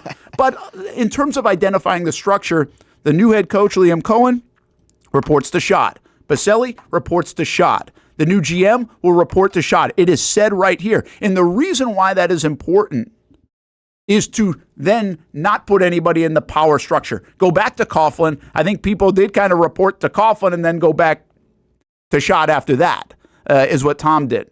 So I think that's why they want everybody reporting to Shad Khan and almost on even ground in that respect, at least individually inside the organization. The new general manager will then join Coen and Boselli to form a football leadership unit that will collaborate and align, good word, on all major football decisions, develop a long-term strategy for sustainable on-field success, and provide counsel to the team owner. Great line there, by the way. Provide counsel to the team owner. And listen, Shad Khan needs that counsel. Tony Boselli has been in that role a little bit the last couple of weeks, maybe even couple of months, where he has been advising, in so much so, even during the coaching search when they got rid of Trent Baalke a couple of Wednesdays ago. Quote, few people have better relationships throughout the NFL, know the game, and understand the value of strong team identity and culture as well as Tony Boselli, Khan said. Tony has a wealth of football acumen that we respect and need, and his counsel will be tremendously valuable to me and our football leadership team during the current rebirth and for many seasons to come. Okay, so let's continue on with this because it's a very informative press release. In addition to his role on the football leadership unit, Boselli will be responsible for player engagement, football technology, football travel and logistics, equipment, sports performance, team security, and football communications. Good grief. Okay, so that is an overarching thing. Mm-hmm. That is not, and I'll get to what Tony said about this in this role in a bit, but folks, you've got to understand this is an important part of it. This is really important for me. And I know we've made fun about, I keep mentioning the article, but go back, November 18th, I wrote the article. And this is about the Detroit Lions. This is about Chris Spielman and what he did for that organization and what he wanted to do to serve that organization, whatever role it took. So this, to me, aligns more with that when you bring up all these other responsibilities. This isn't coaching the team. This isn't picking players. This is being a part of alignment. This is being a part of culture. This is player engagement, sure, relationships. Then technology, travel, and logistics. My guess is he will oversee those departments, take that off the GM. So the GM isn't doing all that. Right. Because the GM was in charge of a lot of this stuff. And what did I say about Trent Baalke? Trent Baalke, around the league, is not known as a bad personnel guy. That ain't the problem. The problem is the relationship. The relationships. There's more to being a GM, at least the way it was structured in Jacksonville, than just picking players. If you could have just done that with Baalke, you'd been better off. But the relationships, the feel, the culture, all those things, the transparency, not with Trent. No way. So this is great in many respects. Sports performance, team security. That means my man Skip better be a part of it. And football communications as well, the PR part. So he can help with the transparency, help with the messaging, guide these guys, guide the new coach. Tell them what Jacksonville's all about, what you, the fan, need to hear about. Who knows that better than Tony Baselli? Mm-hmm. This was really the main. I love this. And I'm not taking credit for it. I just think the Jags finally hit on it. And I don't know if I just feel good because I feel that way for the last few months, but this isn't a few months thing, man. We've been talking about this for a long time. I finally just put it out in an article, and I think this hits on so many of the things. It's like I feel like there's like an aha moment around here. And then what have I been saying the last week about Liam Coen? A week ago today, he hit on these things. He was talking about these things, which means they're talking about these things in interviews and other behind the walls type of conversations. This is what's important for this organization, to align, message, be transparent, get on the same page, work together, get the toxicity out, get the pointing the fingers out, do what's good for you, what's good for Jacksonville, what's good for Shad Khan, and win for a long time, not just 1 year, but really sustain it for a long time to come. What else we got here? Baselli will also serve as the liaison between football operations and the business side of the Jaguars to ensure a unified and successful organization as a whole. There we go. See what happened here? Again, we got to go backwards a little bit. This is why this is important. Urban Meyer really messed a lot of things up. He 180'd it. He really messed a lot of things up. And by the way, I think it's fair to criticize Shad in this because he let him do it. Mm-hmm. He had, and it was kind of like the allure of getting him. You had to give him a lot, which I understand. In a negotiation, you got leverage, and you're Urban, you got leverage, and I liked the idea of it at the time. I did, so I can't sit here and say I hated it with Shad. It just turned out that it was a big mistake. And part of the mistake was not just, man, he had lost his fastball. He's not the same coach you were getting. It was toxic. It didn't help Trevor, all this other stuff. But I think things that people don't know and people don't talk about enough is that he really took over the building. Handed over the keys. The building was under him, from communications to other folks. And that was not good, because all during that time when we're just throwing arrows at the Jags, there's nobody defending the organization, the business office, the people selling tickets, what this thing is all about, because we're just hammering Urban. And nobody was defending it. It was partly pandemic time, but there was nobody to do it because they worked for him. They were just defending him, not the organization. So that was a big part of this. So this is great structure, great learning, I think, from the Jags here. This is a great pivot, and I don't use the word great a lot, but I really think it works here. This is it. This is what it should look like. Are these the three gentlemen, and I say three gentlemen, assuming it's a gentleman in the GM spot, and that are going to take it to where it needs to go? I don't know. But vision-wise, this is what you need. This is what it should be like.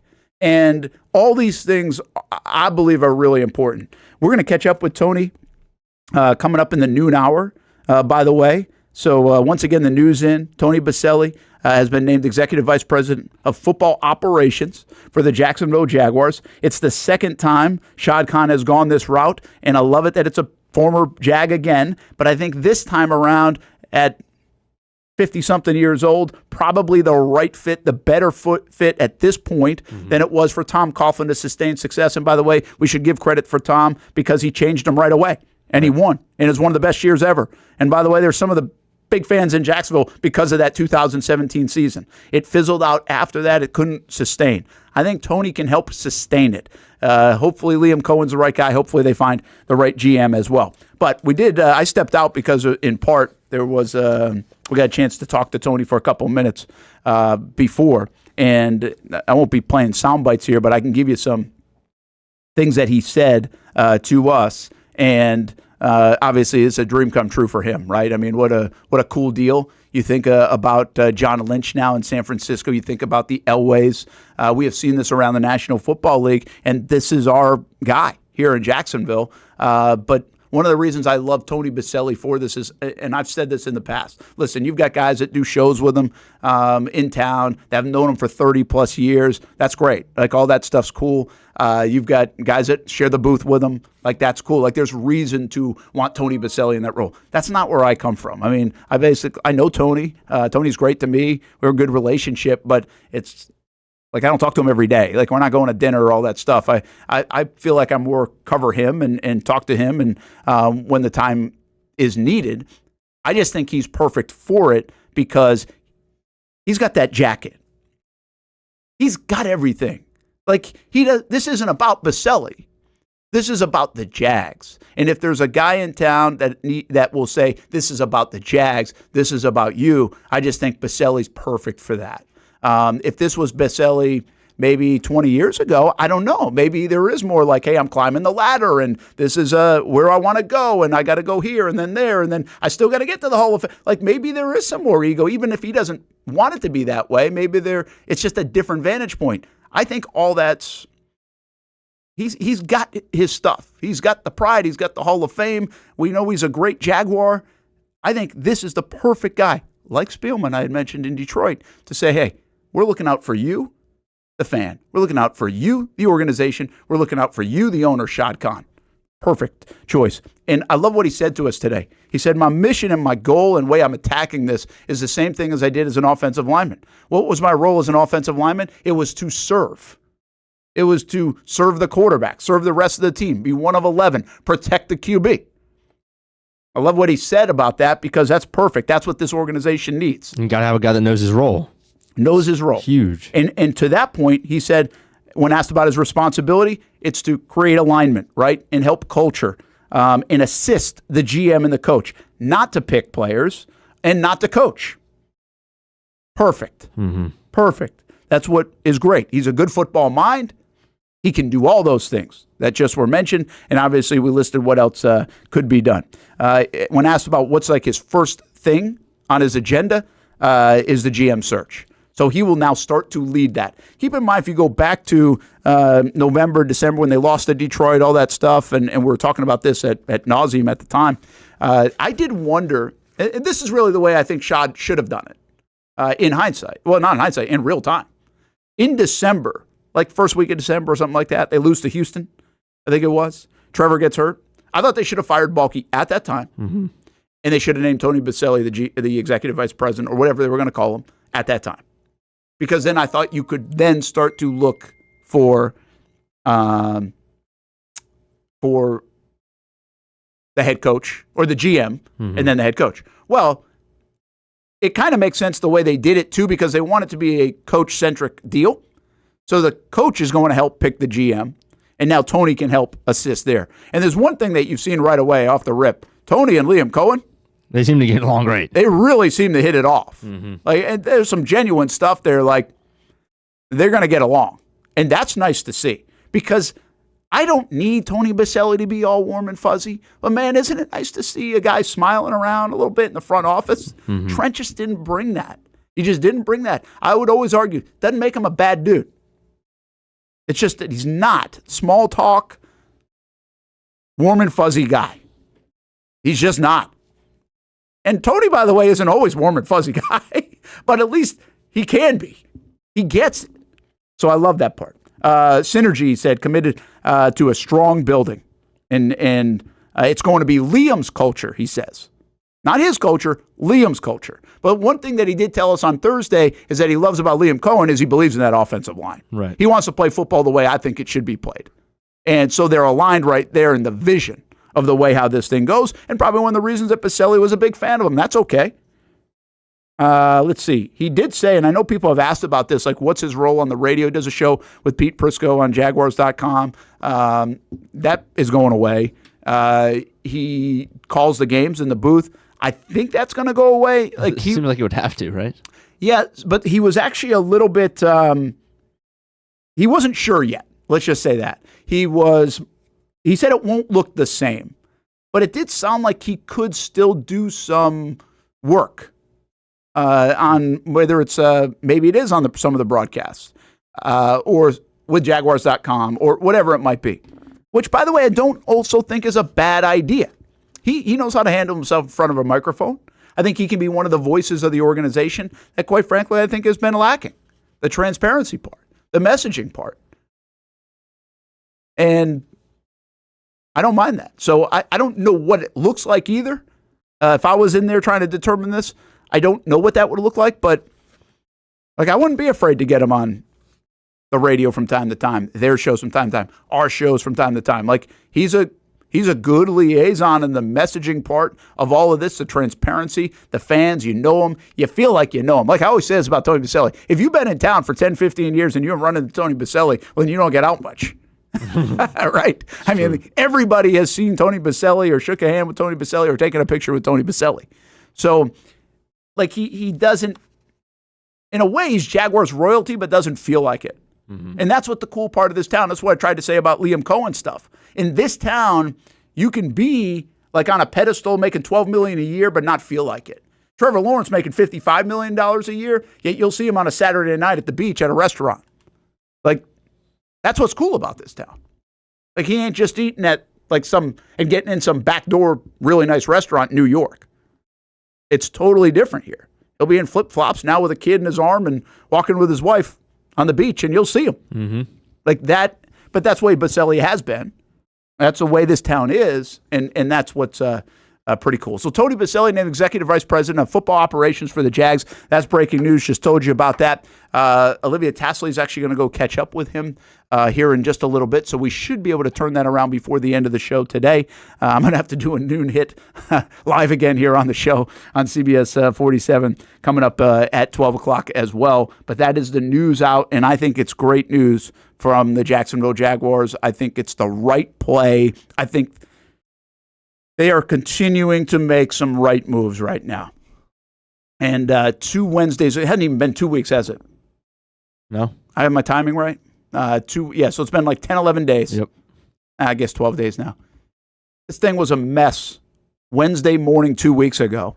And what they've done since then to fire Balky, get Tony more involved, go get the guy they wanted in Coen, and now make Baselli EVP, and now they have to go hit a home run on their hire in the GM search. And then they got to do the staff and everything else. There's more to be done. But these are good moves.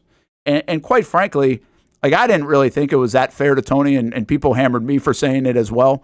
When he went on the radio a couple weeks ago, I don't think he should have gone on the radio. I think he put himself in a tough spot. But that was right before the whole Coen disaster. It was like on a Tuesday because I think it was coming off the holiday or something. Maybe I have my days mixed up. But I think it was, how about his reversal? Him being a part of the Coen thing. Fans were all over him. And then 48 hours later, Cohen's here, giving him a lot of credit, being a part of it. Thank you, Tony. And now EVP, and I think this is being celebrated. 2 weeks ago, I'm not sure it would have been celebrated. But in the course of the last 10 years, that seemed like it was one of the only days in the last 10 years that it wouldn't have been celebrated. Well, you're right. You're right. Well, listen, I think if it was set up the right way, that's the biggest thing, and it is. These guys are setting this thing up right away. Great press release, great identification of the role, and it's set up. Like, I never, with all due respect to Tony, I never thought Tony should be the guy picking players in this. And so I'm glad he's not. Mm-hmm. And I'm not telling you that he couldn't pick players. I just don't think he should. In the way we view him, the way he is involved in this organization, this city, the way he's, like, I don't, and he would have been new in that role. Like, there's a lot more to go into that role. Do I think he could have pulled it off? Yeah, maybe. Didn't love the idea of it, though. But now being a part of it, being the ears, being a guy to listen and then give his voice when asked, and see all this other stuff in the building and create culture, This is perfect. This is the perfect role. I'm fired up for him. I think he's extremely happy about it. He should be. I'm fired up for the Jags because I think they got it right. I really do. And I'm not fired up for myself, but we got it right. I mean, the article a couple weeks, this is how it landed in Jacksonville. Mm-hmm. And this is how they changed Detroit. Go back and read the article, actionnewsjax.com. This is how Detroit changed. And the Jags are not that different than Detroit. But by putting a guy like Spielman in the role to help figure it out, coach, GM, culture, messaging, transparency, alignment, all the rest, that's how they turned this thing in Detroit. And then they kind of moved him around as they figured it out and got Dan Campbell and Holmes as the GM. So well done by the Jacksonville Jaguars. Let's do this. Take a break. Breaking news, Tony Baselli, the Executive Vice President of Football Operations. Big news here on a Monday. We'll have it on CBS 47 coming up in a bit. We'll hear from Tony coming up as well. And, man, the Hall of Fame, by the way, he lost like 60 pounds since then, probably, right? No doubt about it. Anthony Munoz sharing that news. Anthony Munoz, for years and years, said he's the best left tackle. And most people consider Munoz to be the best left tackle. That's how good of a player he was. Another nice moment for Tony Baselli, who calls Jacksonville home. And now you call him the Jacksonville Jaguars Executive Vice President of Football Operations. The Tom Bush family of dealerships, they've been serving customers in the Jacksonville area for 55 years. They've been your go-to spot to get and stay on the road since 1970, and that's still the case here in 2025 and beyond, even if the cars have changed just a little bit. Check out the sleek line of vehicles of the future. That's right, electric vehicles. Tom Bush offers a full lineup of reliable electric cars with state-of-the-art service facilities. Like the new VinFast, Tom Bush is among the first dealers in the entire country to offer the VinFast, and let me tell you, this thing is sweet. The good folks at Tom Bush have all the info on charging, service, tax credits, and everything you need to keep your EV running smoothly. BMW, Mazda, Volkswagen, Mini, and the newly offered VinFast. There's something for everyone at the Tom Bush family of dealerships. Ready to join the Tom Bush family? Stop by the showroom or check out the inventory online at tombush.com. People helping people. It's at the core of what Alive Credit Union is all about, and it's been that way for over 70 years. From the start in 1954 to today, the mission remains to inspire financial wellness and give you a financially fit lifestyle. Alive Credit Union and its employees are committed to not only serving their valued members, but also our community here in Northeast Florida. I had a chance to see that commitment firsthand as Alive partnered with our Action Sports Jacks 24/7 team to bring you Armada men's and women's soccer broadcasts. Inside the 18, it is a shot, and it's a goal! Chloe Chivers! And that connection to the community continues with Alive Credit Union's support of the Police Athletic League of Jacksonville. Alive Credit Union's commitment to our community also involves serving the financial needs of all first responders through the recent merger partnership with City and Police Federal Credit Union. Join the community and become a member of Alive Credit Union today. Find out the many ways you can be inspired in financial wellness at alivecu.coop. Everyone loves a good game night. Here you don't have to be the host. You don't have to clean up. They bring the food and drinks to you, and you can watch whatever you want on the big screens. It's more than a card room. It's a night full of fun with friends. Best Bet Jacksonville, Orange Park, and now the newest location here in St. Augustine, right off 95 at exit 311. A brand new clean room, a full bar and menu, my favorite sushi in town. And I love the fries too. You don't have to just play poker at Best Bet. That's why I come over here to the table games and play one card poker. That's a pretty good card and a win. One card poker is like war as a kid, you against the dealer. And this isn't the only fun table game to play. A friendly staff, a lot of fun. It's a good night out at Best Bet Jacksonville, Orange Park, and the newest location in St. Augustine. You can be a serious player or a novice. It doesn't matter. If winning equals fun, you're a winner every time at Best Bet. I'll save you a seat, and I'll see you down here at Best Bet St. Augustine.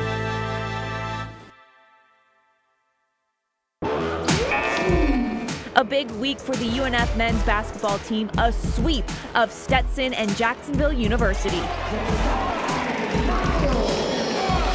It was an overtime thriller over Stetson. That set the table for the River City Rumble, and Coach Matthew Driscoll joined the Brent and Austen show. But I think these two games are the creme de la creme. UNF couldn't miss in the first half. 11 three-pointers jumped the lead to 25 points, but the Ospreys would still have to hold off a late rally. UNF comes back home for the men's and women's hoop doubleheaders on Thursday and Saturday at the arena. Also say hello to softball season as the Ospreys visit number 1 Florida on Thursday and then host the River City Leadoff on the weekend. For more on the Ospreys, visit UNFOspreys.com. That's your Swoop Minute. Just be yourself.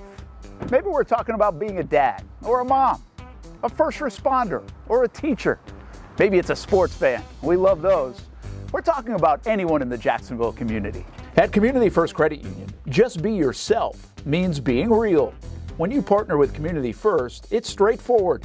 They're people connecting with you so you can be yourself. I've been coming here to Community First for years. This is the Bartram branch, the one I usually come to, and they have mortgage loans, personal loans, and auto loans, and I'm almost done paying off that truck loan. Just a few more months. Good rates, easy online banking, and friendly customer service when I have a question. It's easy to be myself with Community First. They live up to the slogan in their name. Community First has partnerships in the Jacksonville community with the Iceman, the Florida Theater, the Jacksonville Zoo, and many more. Visit one of the Jacksonville branches or find out all you can do with Community First Credit Union at communityfirstfl.org so you can Welcome just back be to the yourself. Brent and Austin Show, streaming on the Action Sports Jacks 24/7 network. Tony Baselli getting that jacket on with Mark Brunell doing the honors there in Canton, Ohio. We were with him in Canton, Ohio a couple years back. It's pretty wild. I've seen a lot of pictures on my Facebook this week about Super Bowl week, and we've been to a lot of Super Bowls now. And in part, some of the reason we went to a lot of those Super Bowls because we thought that's when they used to announce, like the Saturday before the game, if Baselli got in the hall.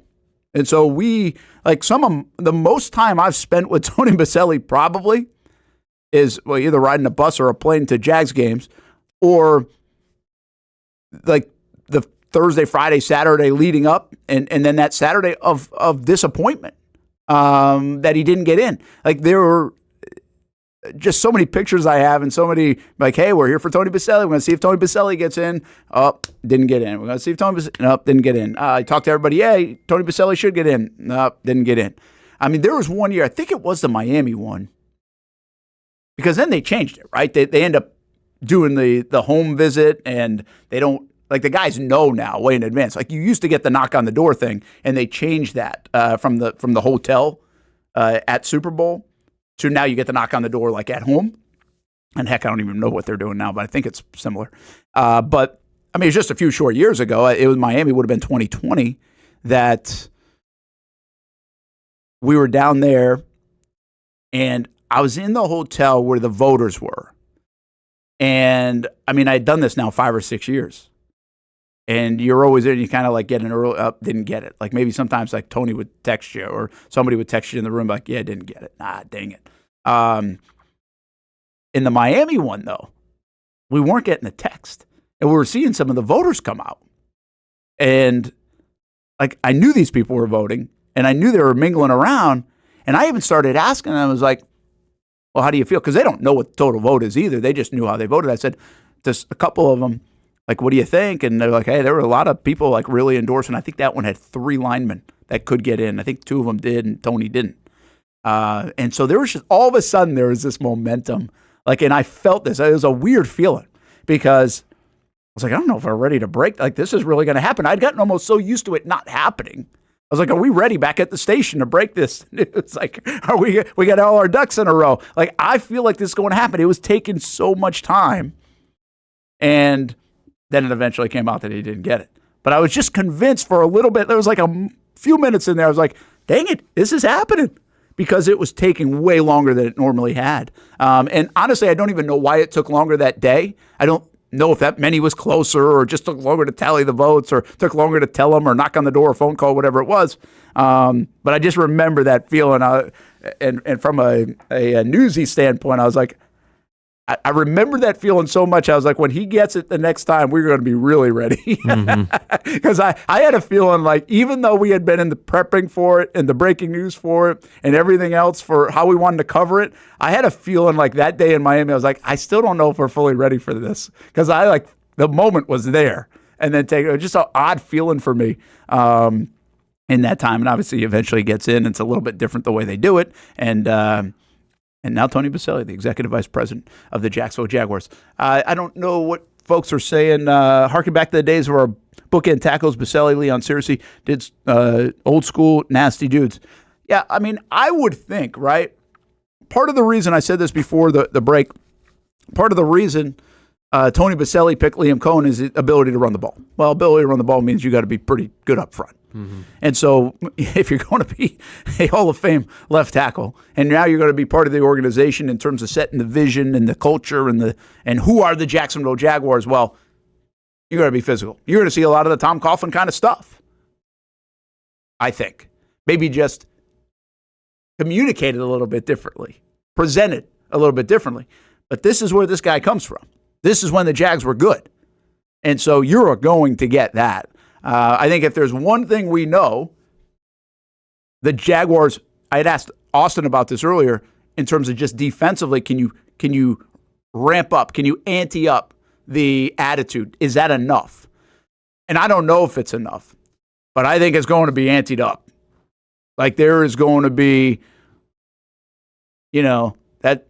that breath coming out of those offensive linemen this time of year up in Pittsburgh, snot dripping down the nose, those grizzly, those bearded guys, they're going to go battle with those guys, like I would think. I would think that's the way this thing's... I'd be surprised, right? The Jags aren't getting the job done if they're not getting some of that. Whatever today's day and age, modern era vision of that is. And really, one of the best quotes of...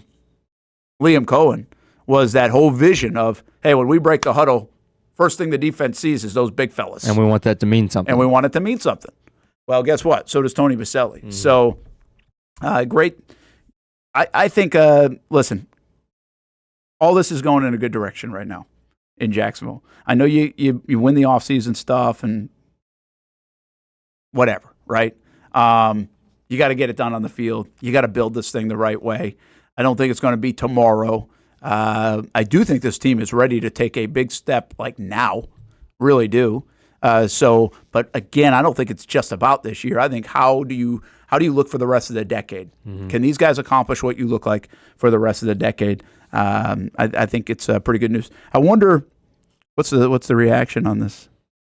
Chat's been a little Chat's saying like new era, new era for Jaguars football. Some people want MJD to be brought in if Baselli can't do the radio broadcast. Didn't like him on the broadcast? Is that what he's saying? No, if Baselli doesn't do the radio broadcast anymore, they want to bring MJD in. Oh, okay. Sorry. Yeah, it'll be interesting to see how they rework some of that. I know the guys really well that do that, and it'll be interesting to see how they do that. I got some folks talking to you. Brought up some great points. Thank you. I just wanted to compliment myself, Jonathan. A couple weeks ago, that Tony Roll should and should not look like. Based on that, if you're happy after that, that's a good sign. And again, I think they did a good job hitting this role here. Better Bike's logical choice, need, in capital letters, a voice and eyes in the building that is rooted in Jacksonville and the Jaguars, balances out the hired hands that may or not be here in 5 to 10 years. Good point. My point. Exactly. Even though he didn't last long, Justin Blackmon was the last wide receiver we had that was a star on the field. That was from the Bryant Thomas stuff. A fan full of collapse, which is a great handle. I'm not sure if I understand the point if GM and head coach still report to Shad. See, and this is what? Isn't that funny? Yep. Isn't that a funny comment? Well, it's not a funny comment, but that's exactly why I did not think that it should be called EVP. Right. Because of that right there. Now, listen, you're going to have to educate yourself on it. They're being pretty transparent about the role. So you're going to have to listen. But I do think some of this, for me, is when people see EVP, they're going to assume something. Right. And I don't think this role is necessarily, it's not the Tom Coughlin role. It's a totally different role than Coughlin. So, I shouldn't say totally different, but it's not the same. And we have Coughlin in mind. This is Liam Coen's building. He really, to me, is EVP and head coach. He's the CEO. He's the CEO. Maybe that's a better way to say it. He's the CEO. So I was concerned about this kind of comment, and it's not going to be the only one. I'm not criticizing. I think that's a real thing. That's why I wouldn't have labeled it an executive vice president. But hey, if that's the only thing, it is what it is. As long as they know in the building, right. That's really the important part. Mm-hmm. But I think it's important for us all to know and be educated, and we'll do that too. Like, we'll educate you on it, and we'll remind you what the press release says. He's not making football decisions. Not making football decisions, not picking players. Well, he's helping make some football decisions, I think was fair.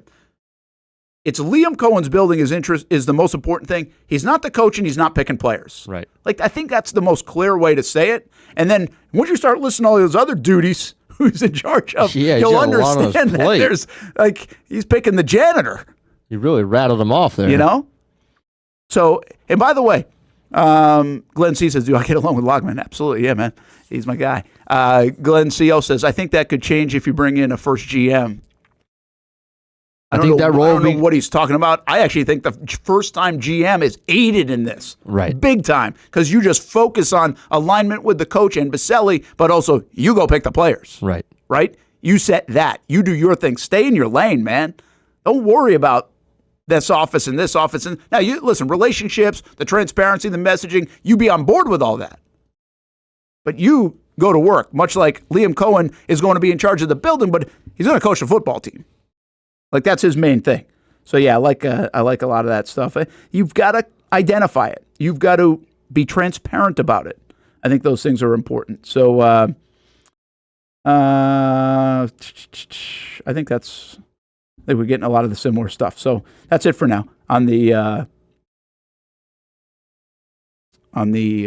executive. You would have vice seen president. a bigger reaction if they wouldn't have tipped their hand that he was in the building for the Coen interviews and everything in the last 2 weeks. Yeah, so it's like, it felt inevitable to fans, which is like, it's great news, but at the same time, you're not seeing a blow up on social media just because it seemed like it was if but when. This is a worst kept secret, right? Although I was interested in the role, we knew it would happen, right? And this is, I think, because he was under contract in the building for years and years, they were able to promote from within. I don't think remember when Shad said we have to check with the league on some things? Right. I think that's what he was checking on, is my understanding of it. So, and by the way, remember when I said, hey, how will this be celebrated if you go in 3 weeks ago and you announced Trent Baalke is the GM still? How many people are like, yeah? And we're like, none. In the building. I honestly think this is a fist pump and standing ovation in the building. Right. Like, I really do. I think this is well received in the building. So I think it's pretty well received outside the building, but in the building first is where you have to start. And I think that's going to be very well received. We already see some good synergy and partnership with Liam Coen. We're just a week in, but it's noticeable. And then you got to get the GM on the same page. And by the way, great for Shad Khan. He's got some protection now here. He needed some of that. He needed that. Yeah. This is important for Shad, I think. This was really my main point probably all along. It really goes back to Shad. Like, hey, man, this is a toxic workplace sometimes. It's a toxic place around the league. If you don't win, you got to have some protection in there for the owner, the fans, and the organization. And the big thing is that people understand, fans understand that them being heard is not the key to winning. That's right. Hey, listen. However, hold that thought. We got to take a break. Because I got to come back. The noon hit. We got to go like right off the top of the noon, which means we got to be live. So we got to take a break, and we'll be back in 5 minutes. And we'll also have a little live hit on CBS 47. We'll get Austin back in, his thoughts on this, more on Tony. And I want to get some more reaction from Pro Bowl weekend, by the way, on everything going on in Jacksonville, because it was good stuff. You don't want to miss it. It's next on the Brent and Austin Show on the Action Sports Jax 24/7 network. When it's time to get a new car for anyone in your family, just remember, nobody but Nimnick, the #1 Buick GMC dealer in Jacksonville. Get the latest price breaks on 2023 and 2024 models, or the newest 2025 vehicles in the showroom on Phillips Highway, or shop online at NimnickBuickGMC.com 24 hours a day. GMC Sierras, Yukons, and the redesigned Acadias, or get the all-new redesigned line with Buicks. It's nobody but Nimnicht, and part of the reason why is this is a first-class buying experience here at Nimnicht Buick GMC. You're not just a customer, you're a friend. This is about getting a vehicle that best fits you and getting you on the road, and also helping you and your family down the road. Nimnicht has a treating you right guarantee, courtesy, respect, fairness, and most Buicks, GMCs, and Jacksonville's only Car Bravo dealer, nobody but Nimnicht. Who has put in the most years and stands behind a better experience? Nobody but Nimnicht. GMC. We are professional grade.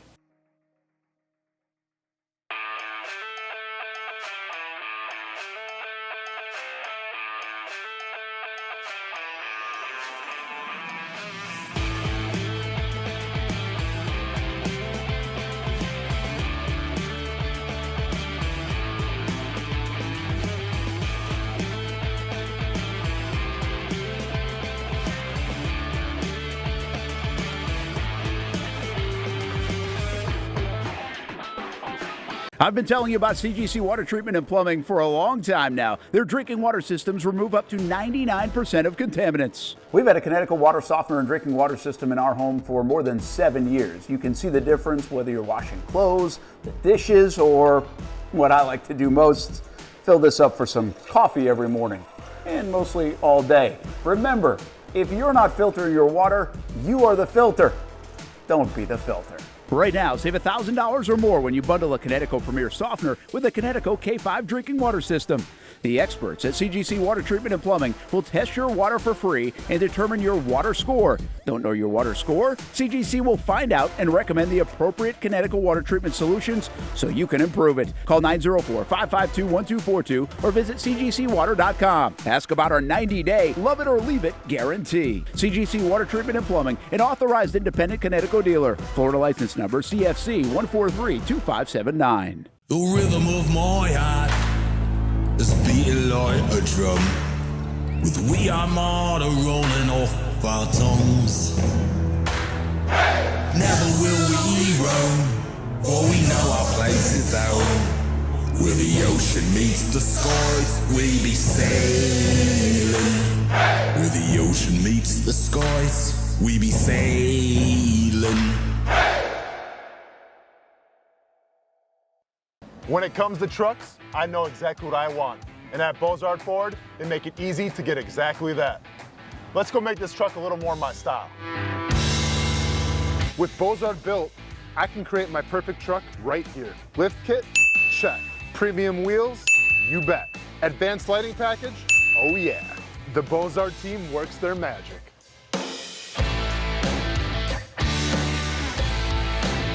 From bumper to tailgate, I'm making this truck mine.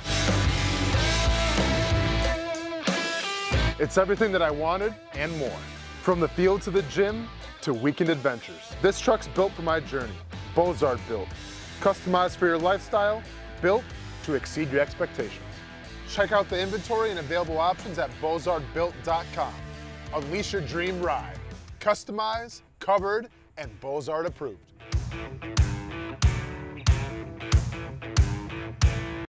If you don't see a pit, it ain't legit. When you hear that, you think Bono's Pit Barbecue, a staple in Northeast Florida now for 75 years. A place that feels like home with friendly service, a meeting place for friends, family, or business occasions. On the menu, the corn nuggets are a favorite in our house, but there's something for everyone. Sandwiches, platters, salads, sides, desserts, and family feasts. You see Bono's all over the place in Northeast Florida. You know, there are almost 20 locations in the Jacksonville area now, so stop on by, sit down, and dine in with Bono's. You can also take it to go. There are drive-thrus in many of the locations, and they have delivery options too. Just download the Bono's app to make things easy. I signed up for the loyalty program, and you can too, to get special offers. If Jacksonville is home, few things feel more Jacksonville than Bono's Pit Barbecue. Celebrate 75 years and many more to come. Bono's Pit Barbecue.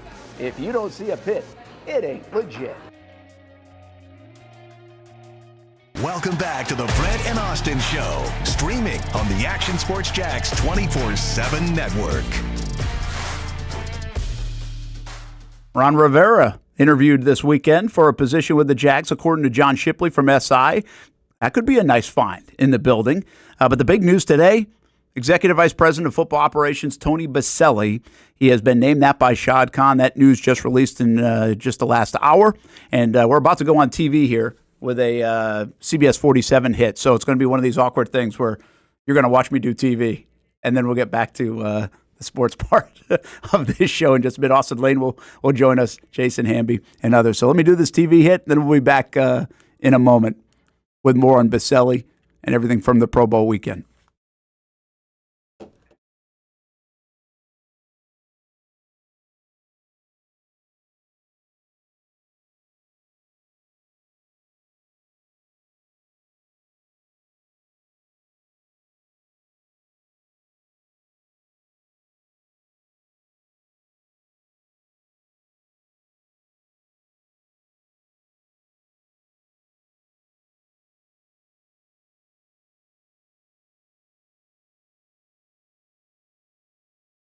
This is a wide-reaching position for Tony Baselli. Of course, the Hall of Famer and first draft pick of the Jacksonville Jaguars. He's a Jaguars legend, and now he has a chance to work in the front office like many others around the league have had a chance. John Elway with the Broncos. Of course, John Lynch right now with the San Francisco 49ers. Chris Spielman in Detroit. And this is probably similar to the Spielman role in Detroit for Baselli. His first order of business will be to help hire a GM. But he also made it clear to us this morning when we talked to him for a little bit that this is Liam Coen's building. He's going to help with alignment and culture and anything they need.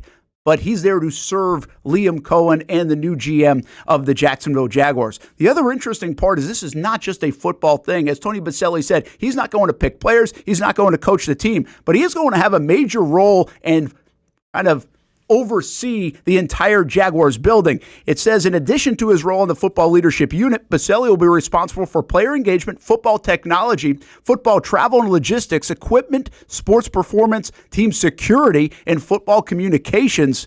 He will also serve as a liaison between football operations and the business side. So this is an overarching role for Tony Baselli as he settles in to be the new executive vice president of football operations for the Jacksonville Jaguars. And again, first order of business, go find a GM. Baselli said to us this morning, this position is a dream come true. We're talking all about it right now on the Brent and Austen Show on the Action Sports Jacks 24/7 network in the network studio. I'm Brent Martineau, Action Sports Jacks.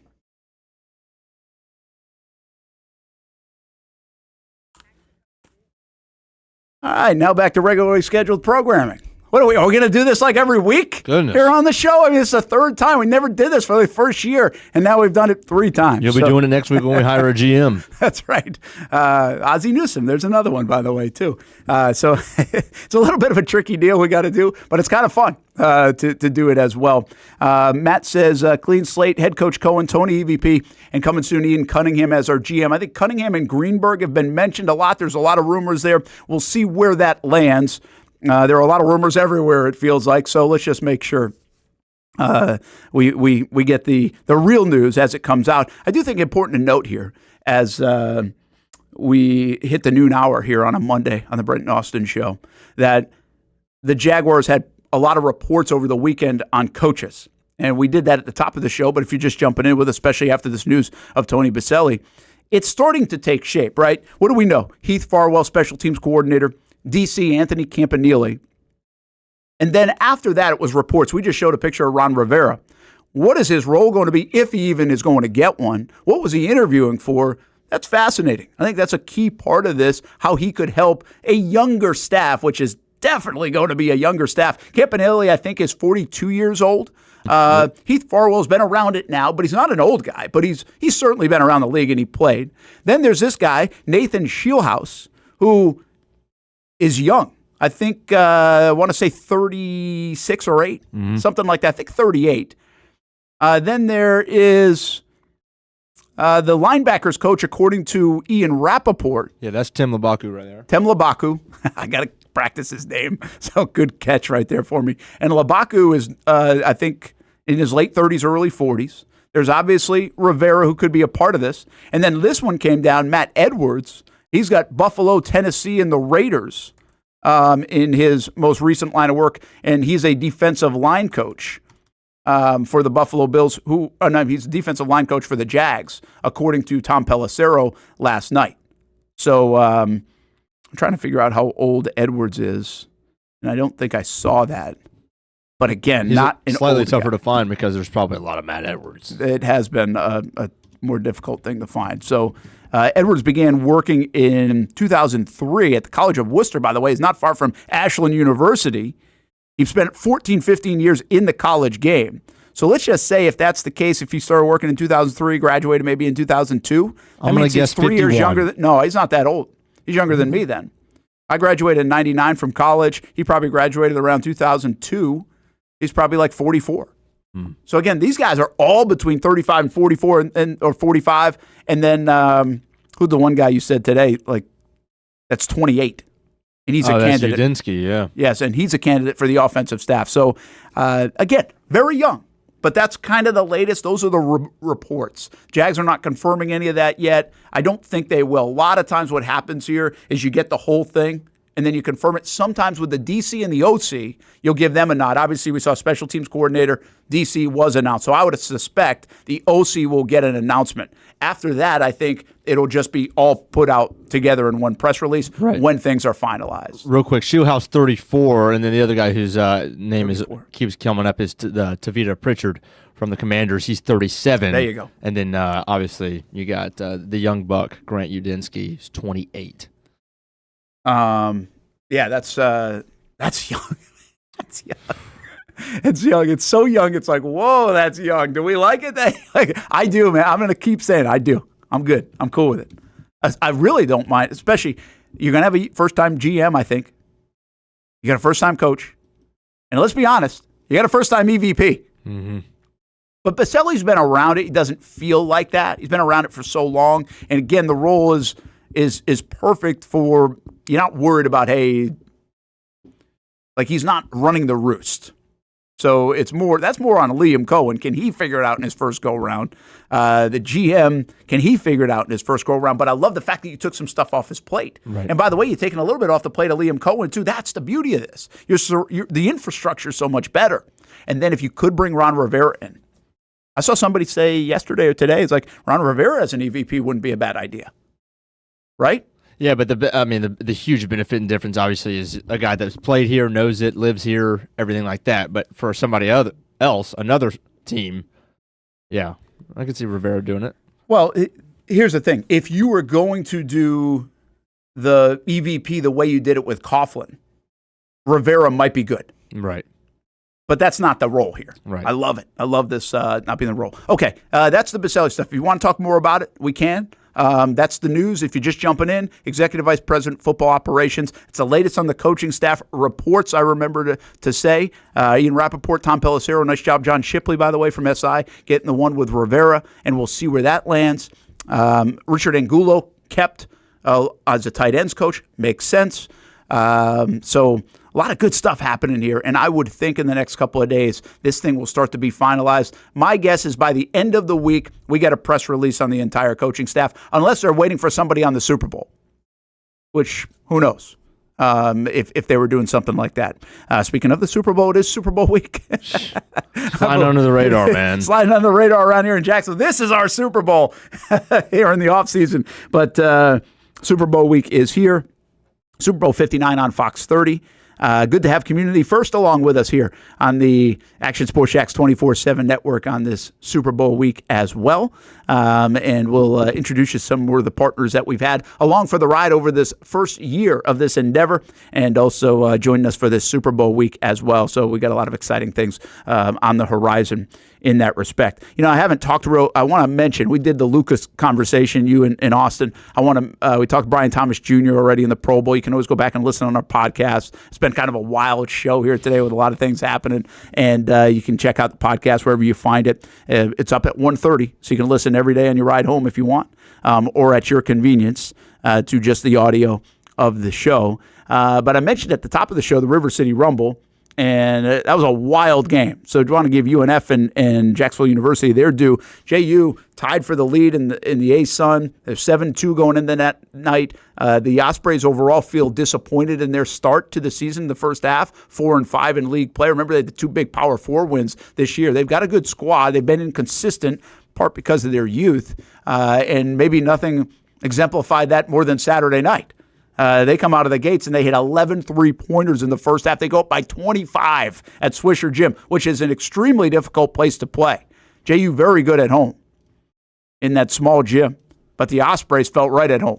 11 threes, built a 25-point lead, led by 21 at halftime, and you know what? You kind of knew it wasn't going to end there. You just had a feeling watching that thing it wasn't going to end there, and it didn't. Holy cow, did JU come back, made it a game. Really, they made it a 3-point game with still like 3 minutes to go. It wasn't like right at the end. And then UNF did have a nice little push to get it back to 8. Then it got back down to 3 in time for Robert McCray to have 2 looks at a 3-point shot in the final 15 seconds, but both of them missed. I thought his legs were dead by then. He played a lot of minutes, had 26 points. He was fantastic, but I thought he was tired, and I think it caught up with him at the end. But this was another fun installment. I mean, these teams, they get after it. It's not always the prettiest to play. There were some real mental mistakes, I thought, by UNF late in that game specifically. There were mental mistakes by JU. For some reason, they weren't defending the 3-point line the way they probably were coached and scouted to do in the first half, and then they did in the second half. But it was still a cool game just to watch both teams go to battle and the back-and-forth nature of it. And Jarian Jones and Antonio Johnson caught that game as well. So they were there. And UNF Arena will be the next time these guys will play at February 20th. So get your tickets now, put it on the calendar. It could be a huge game in ASUN play in terms of seeding, where everybody lands. But a big week for UNF. The Ospreys sweep the week with an overtime win, thriller over Stetson. Could have easily lost that game and they blew a lead, and then could have easily lost against JU, blowing a big lead. And what does that do to your psyche? Instead, they win both games. They show a little mettle there, a little fortitude to be able to pull those games off. And now they're 5-5 in league play, and kind of right in the thick of this thing with a couple of home games coming up Thursday and Saturday, women's and men's doubleheaders at UNF Arena. Interesting time Thursday if you're heading out to the arena, 5 p.m. for the women, 8 p.m. for the men. And then it's 2 and 5 on Saturday. So put it on your calendar. Check out some UNF hoops on Thursday and Saturday. So that is the latest on the River City Rumble Part 1, which was really a lot of fun over the weekend, and can't wait for the second installment of that. All right, what else we got going on? Let's get to some of the sound from the Pro Bowl, because I think we could talk about the Pro Bowl being whatever, but the one thing, we went last year and got this, and you get Peyton Manning talking about the Jags. That's one of my things I like going about the Super Bowl or the draft, is you get the national folks talking about the Jags. And we already heard today Peyton Manning talking about Liam Coen. What about Baker Mayfield and Mike Evans? Those guys were there talking about Coen. No better people to talk about Liam Coen and what the Jags are getting than these two guys. Baker having a career year, Mike Evans having another fantastic year. And listen to what they had to say about the new head coach of the Jags. What's Liam like? Yeah. Really, I mean, the detailed aspect of it when he's installing an offense and teaching it. I know I talked to all of our local media about this. Like, he teaches the game of football. So, and that's not just for Trevor, but it's for the whole staff, the whole offense. That guys understand what they're trying to get done. And when you get guys on the same page, good things happen. How did you find out? Did you hear from him first that he was going to go to Jacksonville? No, I found out much like the rest of us. What do you think about Liam Coen? What was he like as a coach? He was a really, really great coach, great young coach. Obviously, we had 2 back-to-back, like really good young coaches, and they got what they deserve. Baker said he taught everybody on the offense a lot about how to kind of run things. Do you think that's something that he'll be able to bring to Jacksonville? I think so. I think he's a really good coach, and I was fortunate to spend some time with him and make some plays for him. How did he help? Personality-wise? Yeah, he's fun to be around. Me and him had a great relationship. Does he joke around a lot or no? Yeah, he jokes. He's fun, but he can be serious when he has to be. BT said he picked your brain about Coach Coen a little bit the other night. Yeah, we talked. We talked a little bit.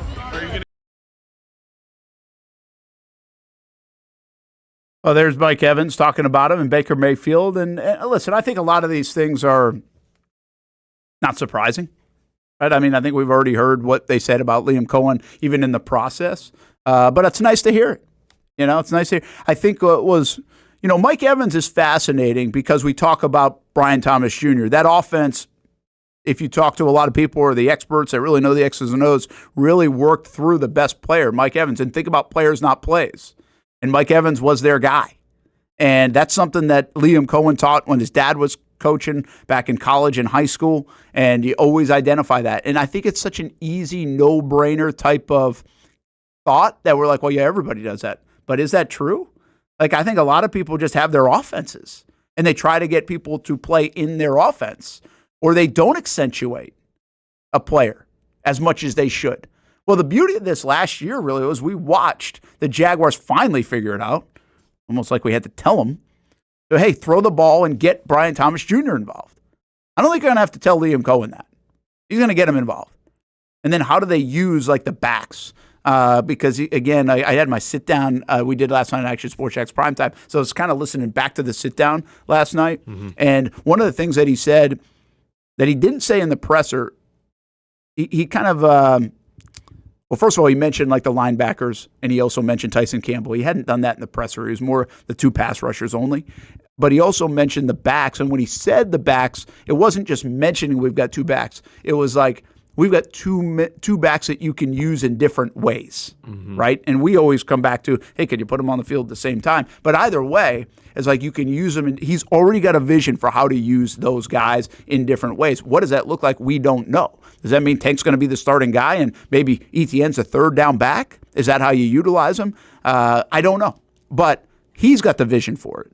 And he's got a vision for the way to use Brian Thomas Jr., Hamby. I mean, he's probably already drawing up ball plays while he's eating a sandwich down at Jags headquarters trying to figure out how we're going to use him the best. Yeah, I think he probably is. I mean, this is probably the way that his brain works. At the same time, it's probably not that hard to draw up plays for Brian Thomas Jr. with this skill set because you just got to manufacture ways to get him in one-on-one matchups. That's all Mike Evans said, really. He didn't say he did something, he didn't put together rocket science to figure out ways to get him the ball. He just put him in one-on-ones. And that's tough when you have a guy like Mike Evans. You're going to face a ton of cloud coverage, which is exactly what he mentioned. You're going to get a ton of safeties over the top, linebackers trying to leak your way over the middle. And so it's tough. But that's why you put guys on that side. You do so many different things to where they can get one-on-one matchups, because that's in the NFL, that's really what you're trying to get. There's no scheming. You're not trying to, I mean, you would love to, but it's almost a fool's errand to try and scheme up a guy getting 5 yards open. No, you trust them you scheme up them getting one-on-ones a side of the field, and then you trust that they're going to create the separation on their own. Yeah. And that's exactly what he did with Mike Evans, and that's exactly what he's going to do with BTJ. Yeah, and I think he can move off a guy, too, if he's not around, like when Mike Evans got hurt, or if they double him up. And you can still create stuff, but you can move off him. Like Evans was talking about that cloud coverage, like the things that all of a sudden Brian Thomas Jr. started to see. Yeah. He's going to have to navigate, right? So listen, there's a lot to get excited about in the way he views it versus now what the Jags have, because would this be as exciting if you didn't see this from Brian Thomas Jr.? If you're thinking players, not plays, and you don't take Brian Thomas Jr. off the field, let's just say they got Jared Verse, and they had him in the first round. They didn't have BTJ. Yeah. And now you're like, okay, where are the players? Yeah, right? the number 5 overall pick. Well, yeah, maybe, right? And then you'd be like, Travis Hunter or whatever else. And listen, that's not a disrespect to Kirk and Ingram and Etienne and Bigsby and maybe even Gabe Davis or maybe even a Parker Washington. They've got guys, but they don't have guys that did this. Right? That's different. So when you're seeing the Rams have Cooper Kupp when he was there, and you're seeing the Bucs have Mike Evans, now we got that guy. Like, we got a guy in Jacksonville from that position that put up those kind of numbers, did these kind of things, and you can work with. And that makes everybody else even better. Because I think the other part of this is, okay, Trevor, right? You got to make Trevor the guy. But these other guys have had career years, too, at times. Yeah. Etienne did some things that were very good, over 1,000 yards, 1,500, 1,600 yards. We were talking about him getting 2,000 yards from scrimmage. That's how good he was a couple years back, right? First guy to have 1,000 yards as Peterson as a head coach running the football. But he's more than that. He can be Alvin Kamara if you put him in those kind of positions. He can be Alvin Kamara-like in those positions. Evan Ingram, he's had a career years as a tight end in Jacksonville. Best in team history kind of years. Kirk had a career year, was on pace for another career year before that Monday nighter against Cincinnati. And who knows about last year because it was a lost year. So, there should be some hope between Trevor and Coen that these guys can continue to elevate if they're all here. Who knows? But even a guy like Gabe Davis can maybe even have a career year. I would expect Gabe Davis, if he's on this roster, and I think he's going to be, would have a huge bounce-back season. Right. I mean, there might not be a more motivated guy. Right. But can he use him?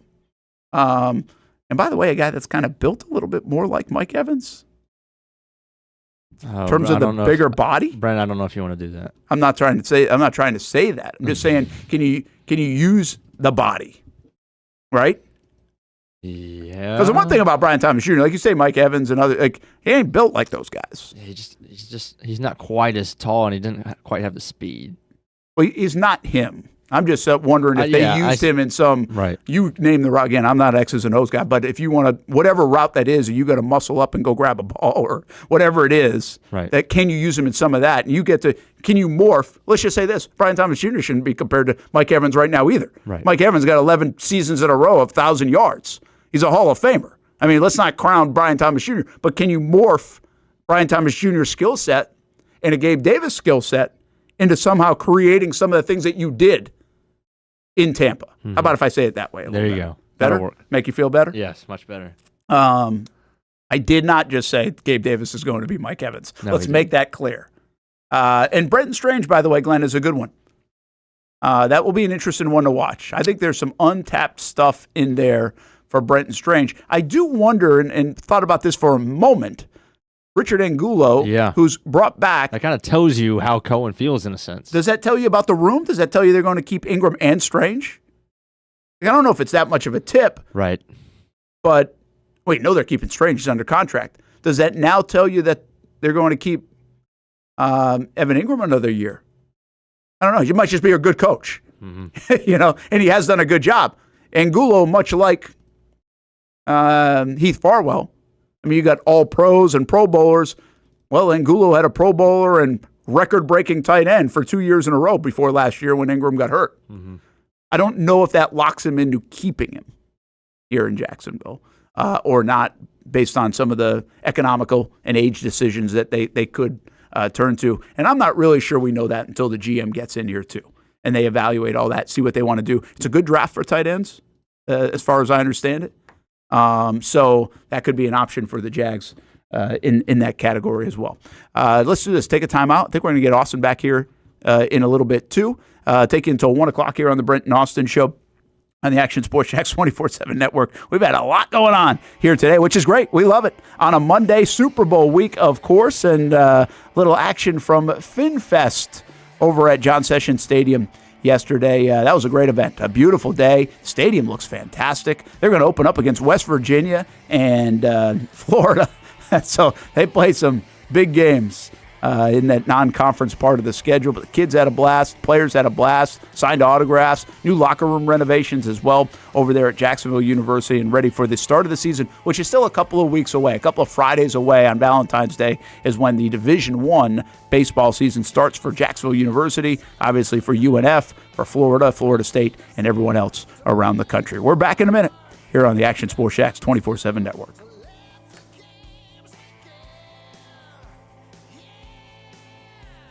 It's one of the hot spots in the area. Welcome you to String Sports Brewery out at the beach. Big crowd on hand tonight. The fans are here. And now, the newest hot spot at the beach is open. String Sports Brewery in Jacks Beach has opened its doors with rave reviews. We're going to be fans forever.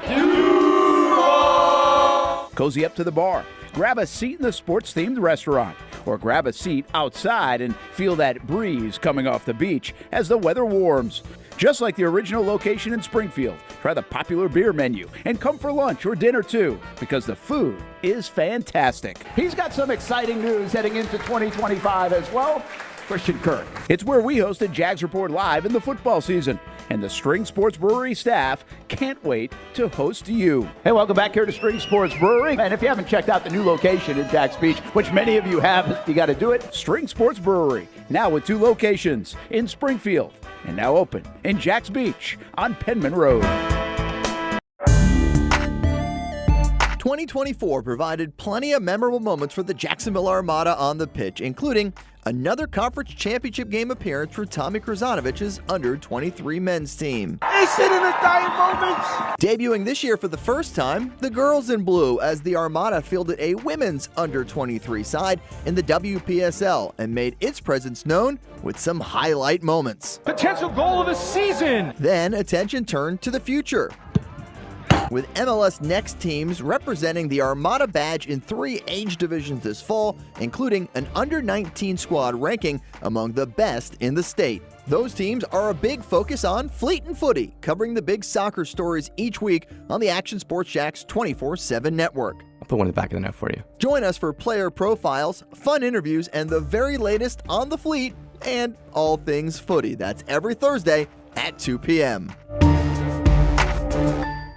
Baker Sports is local sports. Uniforms from Pop Warner and Little League to travel ball, high school, and college. They make you look good. They help you play good. Baker Sports has been helping families make memories that will last a lifetime with their Baker's Buckets. We've got a lot of these filled with baseballs and softballs in the garage. I've been throwing batting practice to Ty and Kaylee for years and also sit on the Baker's Bucket, catching Kaylee while she practices or pitching.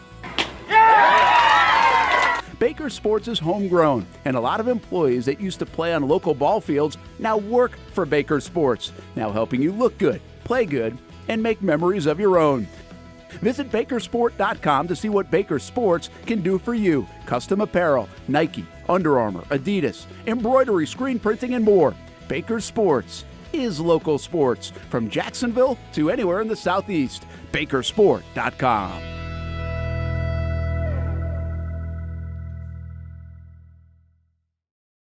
The Tom Bush family of dealerships, they've been serving customers in the Jacksonville area for 55 years. They've been your go-to spot to get and stay on the road since 1970, and that's still the case here in 2025 and beyond, even if the cars have changed just a little bit. Check out the sleek line of vehicles of the future. That's right, electric vehicles. Tom Bush offers a full lineup of reliable electric cars with state-of-the-art service facilities. Like the new VinFast, Tom Bush is among the first dealers in the entire country to offer the VinFast, and let me tell you, this thing is sweet.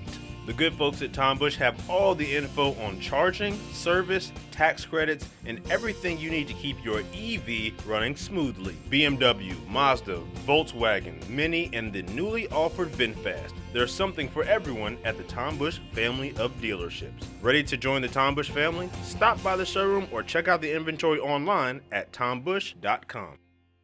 Everyone loves a good game night. Here you don't have to be the host. You don't have to clean up. They bring the food and drinks to you, and you can watch whatever you want on the big screens. It's more than a card room. It's a night full of fun with friends. Best Bet Jacksonville, Orange Park, and now the newest location here in St. Augustine, right off 95 at exit 311. A brand new clean room, a full bar and menu, my favorite sushi in town. And I love the fries too. You don't have to just play poker at Best Bet. That's why I come over here to the table games and play one card poker. That's a pretty good card and a win. One card poker is like war as a kid, you against the dealer.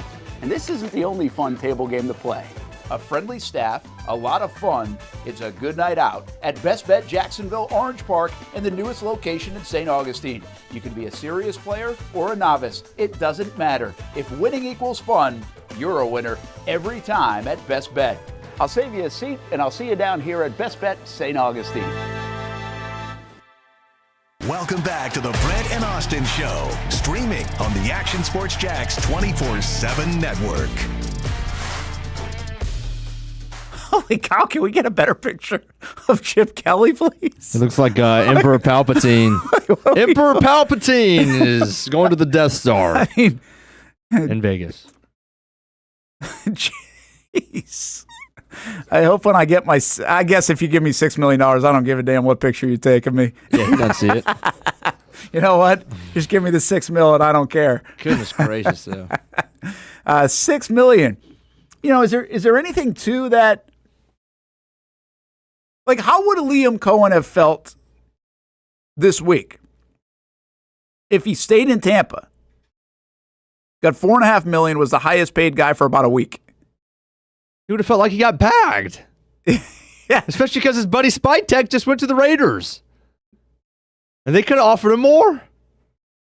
Boy, they're ponying up now. Goodness gracious. For Las Vegas. That seems like a lot for a coordinator. D'Amico Ryans is making $4.5 as the head coach. Is that what he's making? Yes. Really? Yes. D'Amico Ryans is making $4.5 million. Oh, I didn't realize that. That dude needs a new agent. Yeah, he does. I mean, what are we doing? $4.6 million for Ryans. Real, and he's gone to the playoffs back-to-back years. Yep.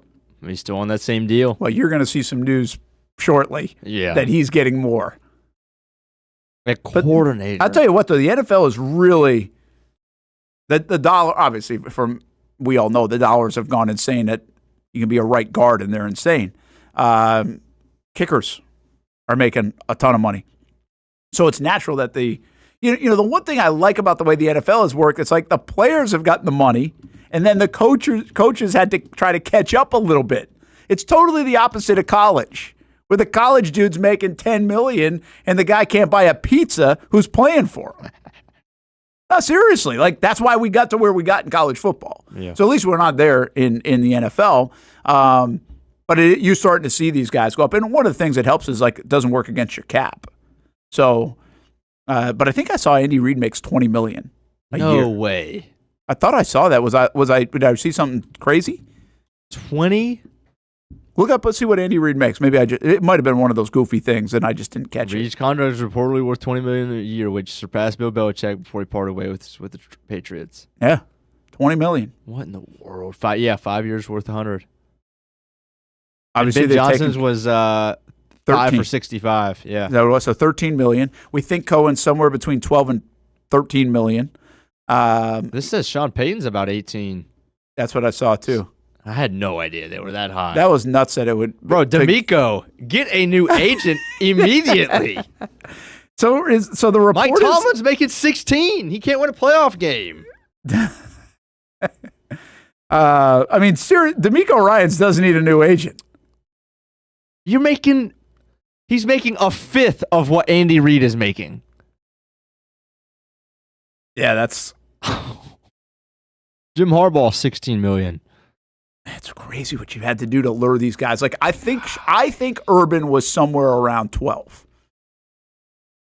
That was the thought. Again, these things don't get announced, but it usually gets out now.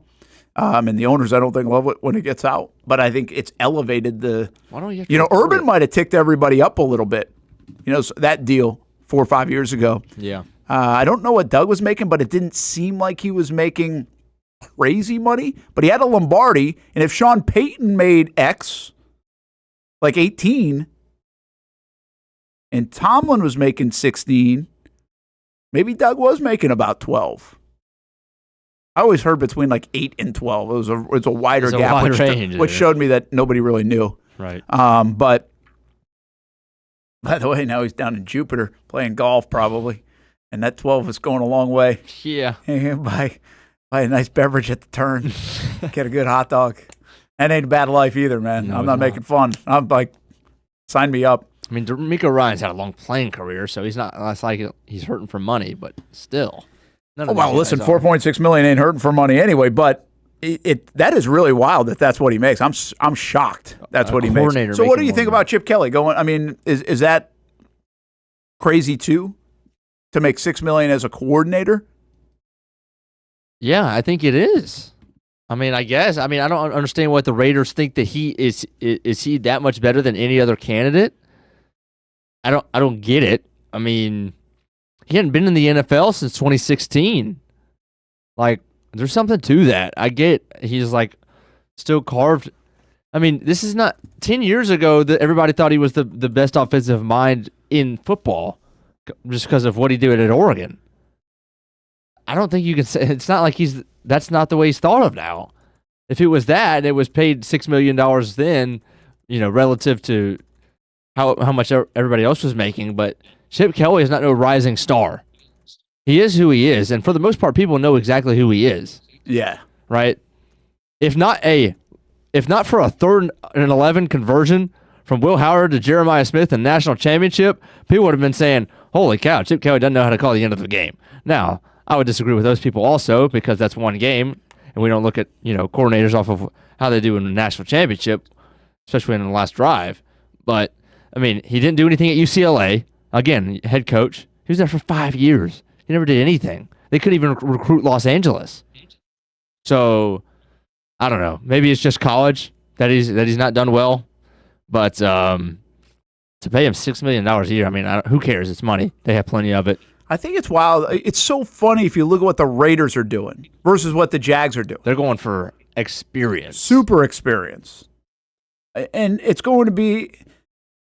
I think we should get everybody on record. Like, maybe I'll put a poll out there. And keep, because I got to keep that like whiteboard narrative thing going. And I claim I'm not keeping score, but I kind of feel like I'm keeping score. Maybe that's because I'm right on the whole article thing. Maybe now I'm like keeping score. I started in November. Man, if that article would have said we got to keep Doug Peterson, keep Balky, then we'd never mention that article. Shad, just take more control over the day-to-day op. but maybe now I'm in. But what would you rather have? And what's going to win? Like, could both be right? Absolutely. But what's going to be the right way to do it? The way the Jags are doing it, new blood, freshness, energy, innovative, maybe if you could look at it that way, the new wave, let's call it, with the Coens and everybody else, or Pete Carroll and now Chip Kelly. Tons of experience. Maybe too much, some would say. Let's bring in Austen Lane back at it and... sweating. Oh yeah, look at it. He's dripping, just dripping sweat. That's a workout right there. I just want to let you know I got a good workout in today too this morning. I've been getting after it a little bit. I did a lot of pickleball, Brent, or what? No pickleball. Just I got to walk in and then a good 25-minute work. Don't laugh at the walk. That was part of it. I wasn't done yet. Yeah. What's the? What the hell? Hold on. Hey. Well, what was the other 25 minutes? 25 minutes was a lot of push-ups today. A lot of push-ups today. Too many push-ups today. A lot of ab work, some leg work. Today was a little all-encompassing in my 25 minutes. Then you stretch at the end, which is my favorite part. But oh yes, a lot of push-ups. I probably did about 150 push-ups this morning. Okay, not bad. Yeah, I mean, hey Brent, it's not bad, but like, let's not start it off. Let's not have our leadoff batter be going for a walk. Wow, I mean, good on base I went for a walk this morning when I walked to the bathroom to brush my teeth. Like, hey man, I don't count that. A lot of people can walk, Brent. Yeah, I don't count that. Okay, but I'm like, okay, I'm starting to feel like now that I look at you, they reminded me of my workout just because I was actually sweating today. Like a lot of times in these workouts, you don't always sweat, if I'm being honest. But I was sweating today. So you got a good one in. Oh man, we got a great one in. It was wrestling practice today. So if you know anything about wrestling, I mean, I know that you covered a little bit in high school, I'm sure, Brent. It's a very taxing sport, especially with a bunch of guys here who are straight from the European countries where I feel like that's all they do over there is just wrestle. Like, never heard of football, never heard of basketball. All we do is wrestle. So yeah, it was a great workout today. There's nothing fun about wrestling. Like, I have a ton of respect for it. So a ton of respect, but it's not fun. Yeah. Like, those guys are insane. So is this the which is the hardest part of the workout stuff? Is it when you do have the wrestling? Yeah.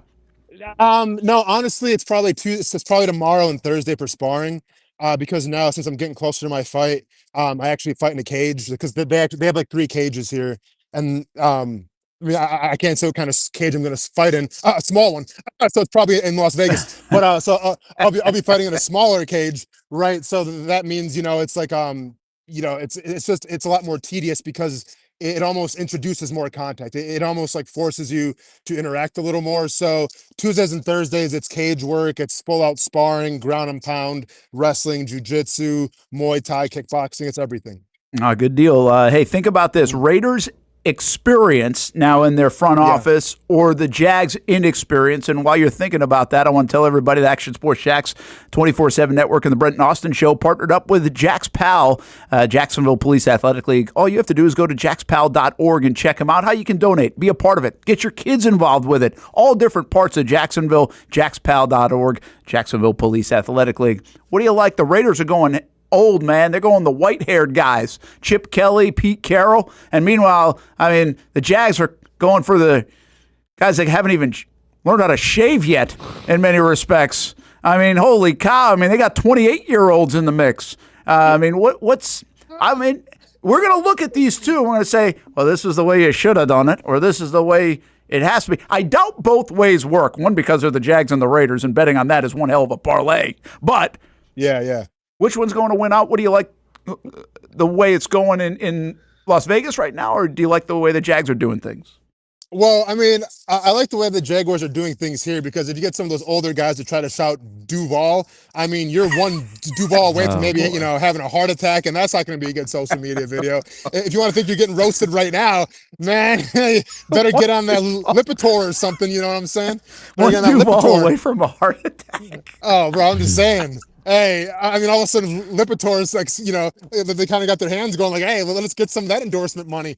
No, Brent, honestly, and like, I don't like to ride the fence here, but I think it makes sense from both sides, because I think if we look at the Jacksonville Jaguars right now, we would take the Jaguars roster over the Raiders roster any day of the week. So then what does that mean? I think it means that the Jaguars have a little more experience. They have a little more, pillars, key players at certain spots, as opposed to the Raiders who Max Crosby. As opposed to the Raiders where Max Crosby and company, right? So I think when you have a team that's going to have a lot of turnover, probably going to be a very young team going forward like the Raiders, I think it helps to have some experience there, helps bring in some seasoned guys that can kind of show you the way a little bit. I think when you have a few more of those centerpieces, a few more of those pillars, those franchise guys like the Jaguars do, they can get away with maybe having a little bit of a younger coaching staff. Yeah, that's an interesting way to look at it, and I think you're right. I mean, I think the Jags, well, I mean, they do have more infrastructure even in their walls, in the locker room. We think it needs a little kick in the rear, and all those things, but they do have some of that. So maybe this is the time. I mean, I do feel like the Jags are kind of clicking right now. I think they're making a lot of good moves. I think they have a good plan. They've really done a lot of things to change this up and align it so fast, at least the way it looks from the outside looking in, and what I know even about the inside looking in, that I really like the pivot over the last couple of weeks. When you were away, while you were wrestling, Tony Baselli named executive vice president. I don't think that's stunning news. We knew he would be a part of this thing in some way. He gets the actual executive vice president role, and I know you just got out, so I know you probably haven't seen the release, and I'm going to share this with you because I think it's important you know it. He said, here's what he said, if you're just catching up to and jumping in on the show. He said, first of all, it's a dream come true. He said he's going to serve like he did when he was an offensive lineman, when he was a player. And that is to serve the quarterback and your other teammates. It's a very kind of unselfish position, right, on the O-line, and that's what he hopes to do. First thing of order is the GM search, which he'll be a part of. His responsibility is about alignment, assist the GM and the coach. He's not picking players. He's not coaching the team. So to create synergy among those three and in the building, but he was adamant to say this is Liam's team. This is Liam Coen's team. Executive vice president's team? No. Head coach's team. And then in addition to that, they put in the news release that his role is assisting football leadership, but he will also be responsible for, listen to this, Austin, player engagement, football technology, football travel and logistics, equipment, sports performance, team security, and football communications. He'll also be a liaison between football operations and the business side. So again, this is far-reaching. Right, you have your hand in a lot of different spots. Brent, they got that guy working security at the front door, and they also got him in the equipment room picking out the jerseys. Yeah, they do. Well, he could get you the Prowler jerseys. Maybe he's a guy that has a say in this eventually. Yeah. But here's what that looks like. A lot of titles for Tony. I think it's a hand in a lot of different jars, which is okay, overseeing those things. Yeah. But I also think one deal that we have to keep in mind on this is it takes a lot of that off the plate of a new GM, and who's going to most likely, Austin, be a first-time GM. It helps take some of this stuff, a shared vision, but some of this stuff off Liam Coen, who's a first-time head coach. So this is why I like the move so much, because, okay, Tony, you can deal with some of this stuff. Take some of that noise away from these guys. Let them focus in, and when they want to get involved with some of that, they'll have input too, especially Coen, since it's his building. No, listen, I understand it. Like, it sounds like a lot, obviously, and I don't think it's going to be, maybe as drawn out. Like, I think, okay, he's working the security detail, so Skip, go and take a break. He's working no, better not get rid of Skip. The case. No, man, Skip's the MVP, man. He's the unseen MVP. No, listen, I like it, right? And I know how you feel about it. Maybe you didn't necessarily want the title, Brent, but I do like the title because I feel like titles kind of, I don't want to say Tony's not going to work hard, man, because Tony's going to bust his ass regardless of what the title is, because I think he cares that much about the organization. But I always feel like when you add a title like that to something, it almost gives you more incentive where, wow, like executive vice president, now I got to do my job, right? Now the pressure is going to be on me. So I'm excited for it. I think we all agree that it needed to happen, whatever the title may be. And good on Tony Baselli, man. Hope he can do a great job now. And it's like I said, I think his main job, despite all those titles, is he's going to have to save this organization from themselves, because I think Tony Baselli knows what it's supposed to look like. He knows what it means to be a Jaguar. So I'm really excited to see what the future is going to hold. And keep in mind as well, Jon Moxley is running rampant right now in AEW. So really interested to see if Tony Baselli can kind of make some transitions to AEW, maybe stop Jon Moxley and the Rough Riders as well. I mean, we've seen Tony Khan crossovers. Why not Tony Baselli crossovers as well? Tony sounds like a tag team to me, Brent. Print the money, let's go. Hey, WWE, it's been fun, but AEW's back in town now. I like it. Yeah, there you go. I like it. Hey, Dev Phonic, welcome to the show, man. Sorry you had to work today. But yeah, Shad probably did read Brent's article. You're right. Everybody has by now. We promoted it enough. Hey, let's do this. I actually want to get your thoughts real quick. Maybe we'll have to save it to, I know you got a show at Scrap House and Casey Kurtz, but how was Royal Rumble? Get your thoughts on that maybe a moment before we hit the end of the show. We have Tony Baselli sound, right? Hamby, you ready to go? Olivia Tassley just caught up with him moments ago, so let's hear from Tony, the new Executive Vice President of the Jacksonville Jaguars, Executive Vice President of Football Operations, just named here this morning during the show. Here's Tony a short time ago at Jags headquarters. First and foremost, Tony Baselli, congratulations. How big of a deal is this for you? Well, if one of your dreams coming true is a big deal, it's a pretty big deal. This is exciting. Listen, I love this organization. I have since the day I got here in 1995, and always wanted to be a part of it and do what I could to help it have success. And the fact that Shad Khan and Tony Khan and Shauna Khan and the whole Khan family allowed me this opportunity is pretty amazing. Why do you think this is the right time for this structure? Well, first and foremost, because Shad said it was the right time. He's the boss, and we have a great owner in Shad Khan and the whole Khan family. So the fact that he thought it was the right time, obviously this is what I want to do. It was a lot of conversation with my wife, because she's been my partner for 30 years and we talk about it. But Shad and I have had great conversations over the years, ever since he became the owner. And I hope he always knew that I always wanted to do whatever I could to help. And he felt like this is the right time. And when we started talking, it was the right time for me too and my family. And I'm just excited for the opportunity in this role and to help this organization, help this team to reach the pinnacle. And that's ultimately the goal, to win a Super Bowl. I know in your Zoom call you said your first task was to find a GM that fits perfectly here in Jacksonville. What are you looking for that GM? Yeah, that's all of our tasks. I mean, Shad will lead that. I'll be a part of it. We'll have a number of people in the organization a part of that search. Liam will be a big part of that as well. First and foremost, we want to make sure there's alignment between Liam and whoever the GM is, and making sure we have the same vision of how we see it and what we're trying to do in this organization. There's a lot of great assistant GMs and guys out there, and I think we have a good list. I'm excited to sit down with them all, and we'll see how it shakes out. For you, how is this role different from when Tom Coughlin was an EVP for the Jags? Well, I think that's best asked Shad. I think Shad's laid it out very clearly what my role is, and I will report to Shad.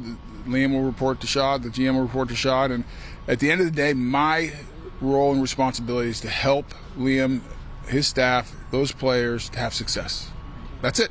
And so it's pretty simple. Listen, my whole career as an offensive lineman, is open up holes and protect for the running back, protect the quarterback, and to help other people have success, help other people score. And that's what I'm going to try to do. Make sure we're moving the ball down the field and ultimately get to the ultimate prize, which is winning the Super Bowl.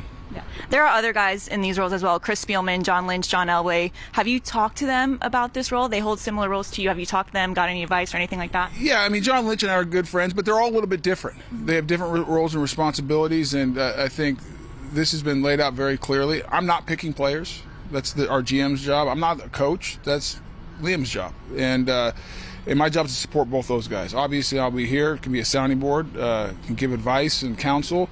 But everyone, it's really clear of how this is going to be laid out, and we're going to work together. We're going to make big decisions together. We're going to be aligned, and there's going to be one voice, and I look forward to it. It's going to be a lot of fun. Do you feel like this organization needs some transparency, and how are you going to promote that for the Jags? Well, I think if you look at lately, I think we've been pretty transparent. I mean, I think if you look at the head coaching search, I think we did a great job. And I think there was a lot of communication of who we were interviewing, when we interviewed them, and through the process. It'll be similar in the GM process. Listen, we got to win more games. There's no doubt about that. Shad has said that. We all know that. But I think this is a good organization, and we have, Shad's a really good owner, and he's invested in this, in the facilities. He's invested in the team. I mean, we got this great facility. We're sitting here right now, the MEC. He's invested in the city. So I think we do a lot of things really, really well. Now let's get it right on the grass. Let's go win some games. And that's why we hired Liam. And we have the utmost confidence that Liam and his staff are going to do a great job, and our players, and get the right players here, get the right team. And let's see how it goes this season. I got a lot of confidence, though. So Super Bowl 60 Jags in it for sure. Right? I'm not making any announcements like that, but I know this: we're going to do the things. We're going to do things the right way, and we're going to do everything we can to give us the best chance of winning football games, and that's what I'm looking forward to. Perfect. Last one for you, Tony. There's a lot of ego in the NFL sometimes. How important is it to have someone representing the organization, especially their Hall of Famer and the fans and the owner? Well, listen, I'm just one of the people representing, but this is Liam's team, and I'm here to support Liam. Like he's going to lead us. He's going to put together a great staff. I'm really excited what he's doing so far. I'm looking forward to going through the GM process with him. I've gotten to spend a lot of time with Liam lately. I was excited when we decided when he was the choice as our new head coach. I'm more excited today after spending the last week with him. So it's not about Tony Baselli. It's not about my Hall of Fame. That's not the story here. The story is this organization. The story is that Shad Khan has a vision, and we're going to go execute that vision of what it's going to take to have success. And a big part of that is Liam Coen and the players we have on the field. Yeah. Perfect, Tony. It seems like two kids living out their dream with you and Liam Coen, and just doing what you guys are going to do, and we're excited for this. Listen, I'm excited. I love this place. I love the city, and Liam Coen is going to fall in love with this place and the city as well. They're just getting here. But the one thing Liam Coen is, he's a heck of a good ball coach, and I'm glad he's our guy. Perfect, Tony. Thank you so much. I appreciate it. Thank you. Good luck. Yep. Nice job, Liv. That's a tough one, by the way, when you got Liv. All I can picture out is Liv this tall and Tony like this tall. Like, that's not easy to do. But she ran over there and got that at Jags headquarters today. A couple of things I noticed. Nice pullover. Beautiful day in Jacksonville as well. So we got that going. And I mentioned Olivia. Before we get your thoughts on that, Austin, I want to mention the Amelia, which is coming up in March by Haggerty Events. It's celebrating 30 years of global motoring excellence as it returns to the breathtaking Oceanside Golf Club of Amelia Island and the Ritz-Carlton Amelia Island Resort, March 6th to March 9th, 2025. Tickets available at AmeliaConcours.com. And remember how you spell that now. Amelia, CONCOURS, the S is silent, .com. Elio Castroneves is the event's honoree for 2025, continuing a motorsports tradition that has become the event's trademark, and you know it as the Concours d'Elegance. That's competition of excellence, by the way. I took 2 years of French. Nice, Brent. There we just go. Rolled off the tongue there, man. I'm impressed. I was actually a little nervous about how to say it because, like, it's just depends how fast I'm talking at this time. Does Rhode Island trump my French speaking?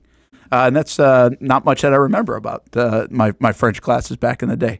But anyway, go check that out. We'll tell you more and more about this really cool event if you haven't been to Amelia in the past for that really a fun event. And they're celebrating 30 years at the Amelia. All right, what do you think about what Tony said? Anything catch your attention, Austin? I mean, obviously there's a lot of excitement. I'm not gonna say anything really caught me by surprise. What I did enjoy, I'm not surprised by this because I think it's been a big message the past 3 or 4 years now, but it seems that like there's the chain of communication, right? Like everybody really knows their role, right? Like when Liv kind of alluded to, like, are you excited to work with Liam? He's like, yeah, I'm here to support Liam, right? Like Liam's running the show. I'm just kind of the guy, to bounce ideas off of. Like I did enjoy that, Brent, because yes, it's important to have that EVP role, but also more important, I feel like, is making sure everyone knows where they stand, right? Because the last thing we need is another Tom Coughlin, Doug Marrone situation where it's like, okay, who's calling the shots? Who's answering to who? Shad Khan, where are you at? So I think this time it's almost like they learned from their mistakes the first time, and now everyone's kind of following the proper chain of command here. Yeah, I think you're right. We got about a minute to go. We'll probably go over a little bit late, Hamby. It's okay. Royal Rumble. What were your? Give us a quick thoughts. I know you're going to have an hour show on it, but was it good? Yeah. Was it good? See, I think it was okay. When I say okay, because no good, Austin. No good. This is the problem with the Royal Rumble, is that, and me included, we all build up like these dream scenarios, these dream bookings where it's like, oh, this is going to happen. It's going to be the ultimate surprise and everything. And we got a surprise. We may have got the biggest surprise in Royal Rumble history because Jey Uso, the guy that won the male Rumble, Brent, and yes, there is betting in Royal Rumble. At one point, he was a plus 2,600 to win the Royal Rumble. Wow. Plus 2,600 in Vegas. I think he closed at plus 2,200. So obviously a giant underdog won it. Nobody saw it coming. I played on every single scenario. I didn't see it coming. Now the women's Rumble, Charlotte Flair, Ric Flair's daughter, she won it. Everyone kind of was expecting that. Nobody, and I mean nobody, expected Jey Uso to win for the men. How about that? All right, we'll get a little bit more on it. I know we don't have a lot of time for it today. We're in and out with a bunch of stuff happening with the Jags. One other quick thought: was that person really naked at the Grammys? Was that real? You're talking about Kanye West's? Yeah, Kanye West and whoever. Brent. Well, yeah. Am I supposed to know like who that person is? Whoever. I don't even know who she is, man. So you're all good. Oh, good. I mean, she wasn't. She was tastefully naked. Like she had tastefully naked. Oh, yes. She wasn't just like out there in her birthday suit. She had like some kind of mesh covering.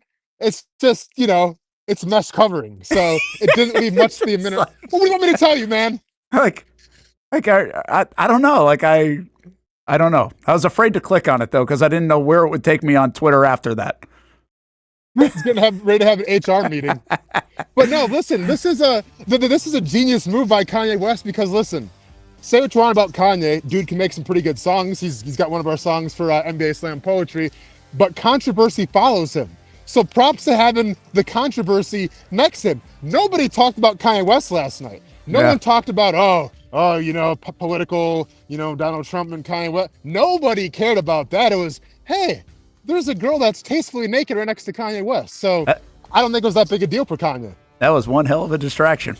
All right, man. Distraction. Have a good Monday. We'll do it again tomorrow. Brent Austen Show, 10 a.m. until 1 p.m. Tony Baselli, the new Executive Vice President of Football Operations for the Jacksonville Jaguars, and you heard the breaking news right here and heard from Tony as well. Check out the podcast. It'll be up in just about a half hour, and you can listen on your way home today.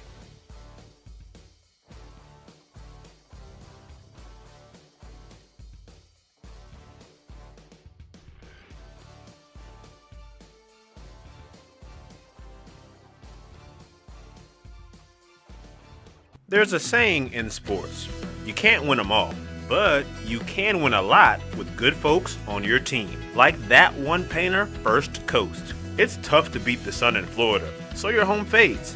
It's tough to beat that HOA when they come calling. Beat the sun, beat the HOA with that one painter, First Coast. And it's a good time to do it. Less rain to work around and painting in mild temperatures is perfect. After all, the paint bonds to the surface so much better. Give that one painter First Coast a call at 904-417-3557 or look them up at first-coast.thatonepainter.com.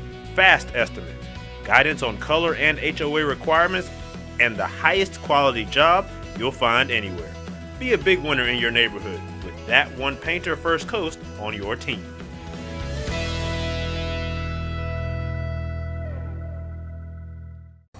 Just be yourself. Maybe we're talking about being a dad or a mom, a first responder or a teacher. Maybe it's a sports fan. We love those. We're talking about anyone in the Jacksonville community. At Community First Credit Union, just be yourself means being real. When you partner with Community First, it's straightforward. They're people connecting with you, so you can be yourself. I've been coming here to Community First for years. This is the Bartram branch, the one I usually come to, and they have mortgage loans, personal loans, and auto loans, and I'm almost done paying off that truck loan. Just a few more months. Good rates, easy online banking, and friendly customer service when I have a question. It's easy to be myself with Community First. They live up to the slogan in their name. Community First has partnerships in the Jacksonville community with the Iceman, the Florida Theater, the Jacksonville Zoo, and many more. Visit one of the Jacksonville branches or find out all you can do with Community First Credit Union at communityfirstfl.org so you can just be yourself. For the game day hustle and every day in between, juggling my show Jag Social to going under the Friday night lights and a social life, it's a daily tournament. But this ride, MVP status. The all-new 2024 Lincoln Nautilus isn't just my car, it's my personal locker room, office on the go, and VIP lounge on wheels. Let's talk tech. My profile remembers everything from customizing my dash display